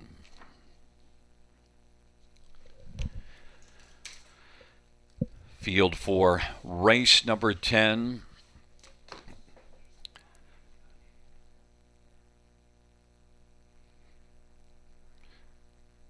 Is at the start of the rough and can't control. Carl is going to drive out and get early control. Bernoulli, though, says, no, I'm going to press on through on the inside. Bernoulli can't control Carl. They're going at it, and Bernoulli and Jeffrey Hunt wants the lead, so can't control Carl will get over to the pocket. And then Alchemy Hanover is racing position 3rd. Lars Jean-Luc 4th. Docs Morrow is racing position 5. Major Sweet Hanover. And back to Finding My Way as they race off the turn. Bernoulli at 9-1's got the lead as they race their way up towards us off a 28-2 opening quarter. Can't control Carl is right there second on the back of Bernoulli. Can't control Carl is 45-1. And racing 3rd, Alchemy Hanover and Jonathan Drury. Lars Jean-Luc is racing position to 4th and wanting to come out and get some cover, and stepping out from 3rd is Alchemy Hanover. And then Lars Jean-Luc follows Alchemy Hanover on the outside, racing 2nd over 4th. On the inside, Major Sweet Hanover. Doxmore on the outside has a lot of work to do, 3rd over. And then it is Finding My Way. Halftime 59-3, and Bernoulli is looking strong on top. Bernoulli can't control Carl. Alchemy Hanover now second, and Alchemy Hanover is now bubbling up on the outside and getting closer. Bernoulli, Alchemy Hanover can't control Carl. Lars Jean-Luc is racing 4th, but gapped in the cover. And then that is Major Sweet Hanover, Docs Morrow, and Finding My Way. But Bernoulli continues on, and Bernoulli leads as they race the way to the top of the stretch off 3/4, 128-2. Bernoulli, Alchemy Hanover can't control Carl. Lars Jean-Luc racing 4th, and now Docs Morrow's out wide and closing hard, but has a lot of work to do, but has got a full head of steam as they come on down the stretch ride. Bernoulli, Alchemy Hanover, Bernoulli, and Alchemy Hanover, and up the inside, can't control Carl. Bernoulli is game. Bernoulli all the way to the finish, wins it. Alchemy Hanover was second. Then Docs Morrow can't control Carl, and Major Sweet Hanover 156-3. Bernoulli was good from the get-go and kept on rolling, Sugar. Oh boy, horses will fool you too. I mean, the last look we saw was this horse kind of galloping up to the starting gate, and we thought, okay, maybe he comes out of it when he gets behind the gate, and he did. But you know what? Just a little throw off might, throw a player off a bit that close to post time. Well, he won by 2.5 last time out, and he got chased certainly a lot harder here. But, I told you Bernoulli had something to say to you, and he said it right there during the race as well. Well, you know what he said? He said, I'm just going to go out there and steal this one. And, 31-1. Diddled and dawdled through the second quarter, and nobody challenged. So why not take that big breather? And that breather was what he needed to kick home nice, 28-1. He just stole that race. Jeff Hunt, nice job. 59-3. And for a moment it looked like Can't Control Carl was going to be able to beat the 4 off the gate, but Jeffrey Hunt said, no, I'm inside of you, and I'm insisting on having the lead. And the way he raced, Jeffrey was correct that he wanted that front. Oh yeah, might have looked over his shoulder and said, take a back seat. You're going to be the passenger here, and I'm going to drive this bus. And he just took them all to school. Yeah, 59-3 half, then sets it up beautifully to come home. And Just, actually a very good effort by the 7-horse Alchemy Hanover, who was a longer play. Yes. Well, no, 3-1, but I thought was going to be longer because it was scratch vet sick last race, but actually took some Yeah. money. He stayed on pretty good. He was a well-meant horse tonight, just couldn't win it. But that's a pretty big mile for that one coming off of sickness. One to look for because had been off since July the 13th Yeah, before that start. We'll watch for the 7, but have yourself a good Thursday, and we'll talk to you on Friday. sounds good. Back in front of us is the winner of race number 10, number 4, Bernoulli. Jeffrey Hunt is the winning driver. The trainer and owner is Patrick Hunt. Bernoulli, a 4-year-old Bettor's Delight Bay horse. 2 wins and 3 starts. Bernoulli, and Jeffrey Hunt takes race number 10.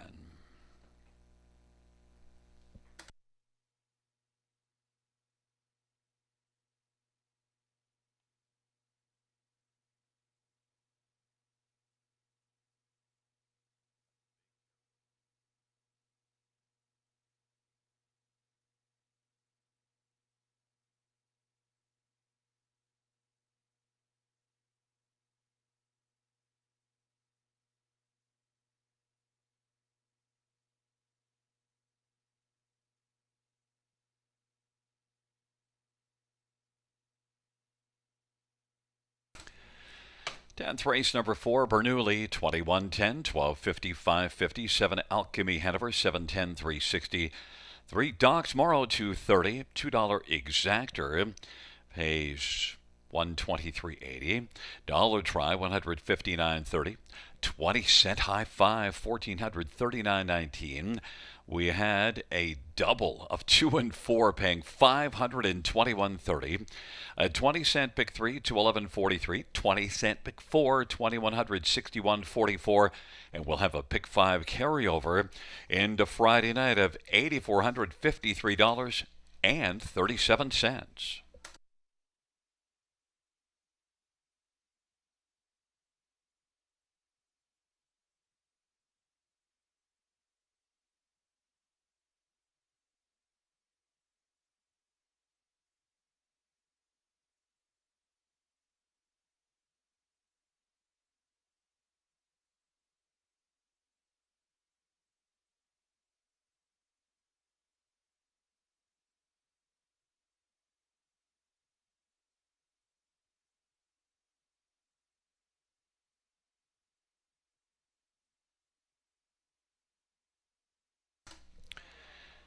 10th race, or finish from the top, is a 7-6-3-1 scratch 4-2-5 DNF scratch. That's 7-6-3-1 scratch 4-2-5 DNF scratch on the bottom.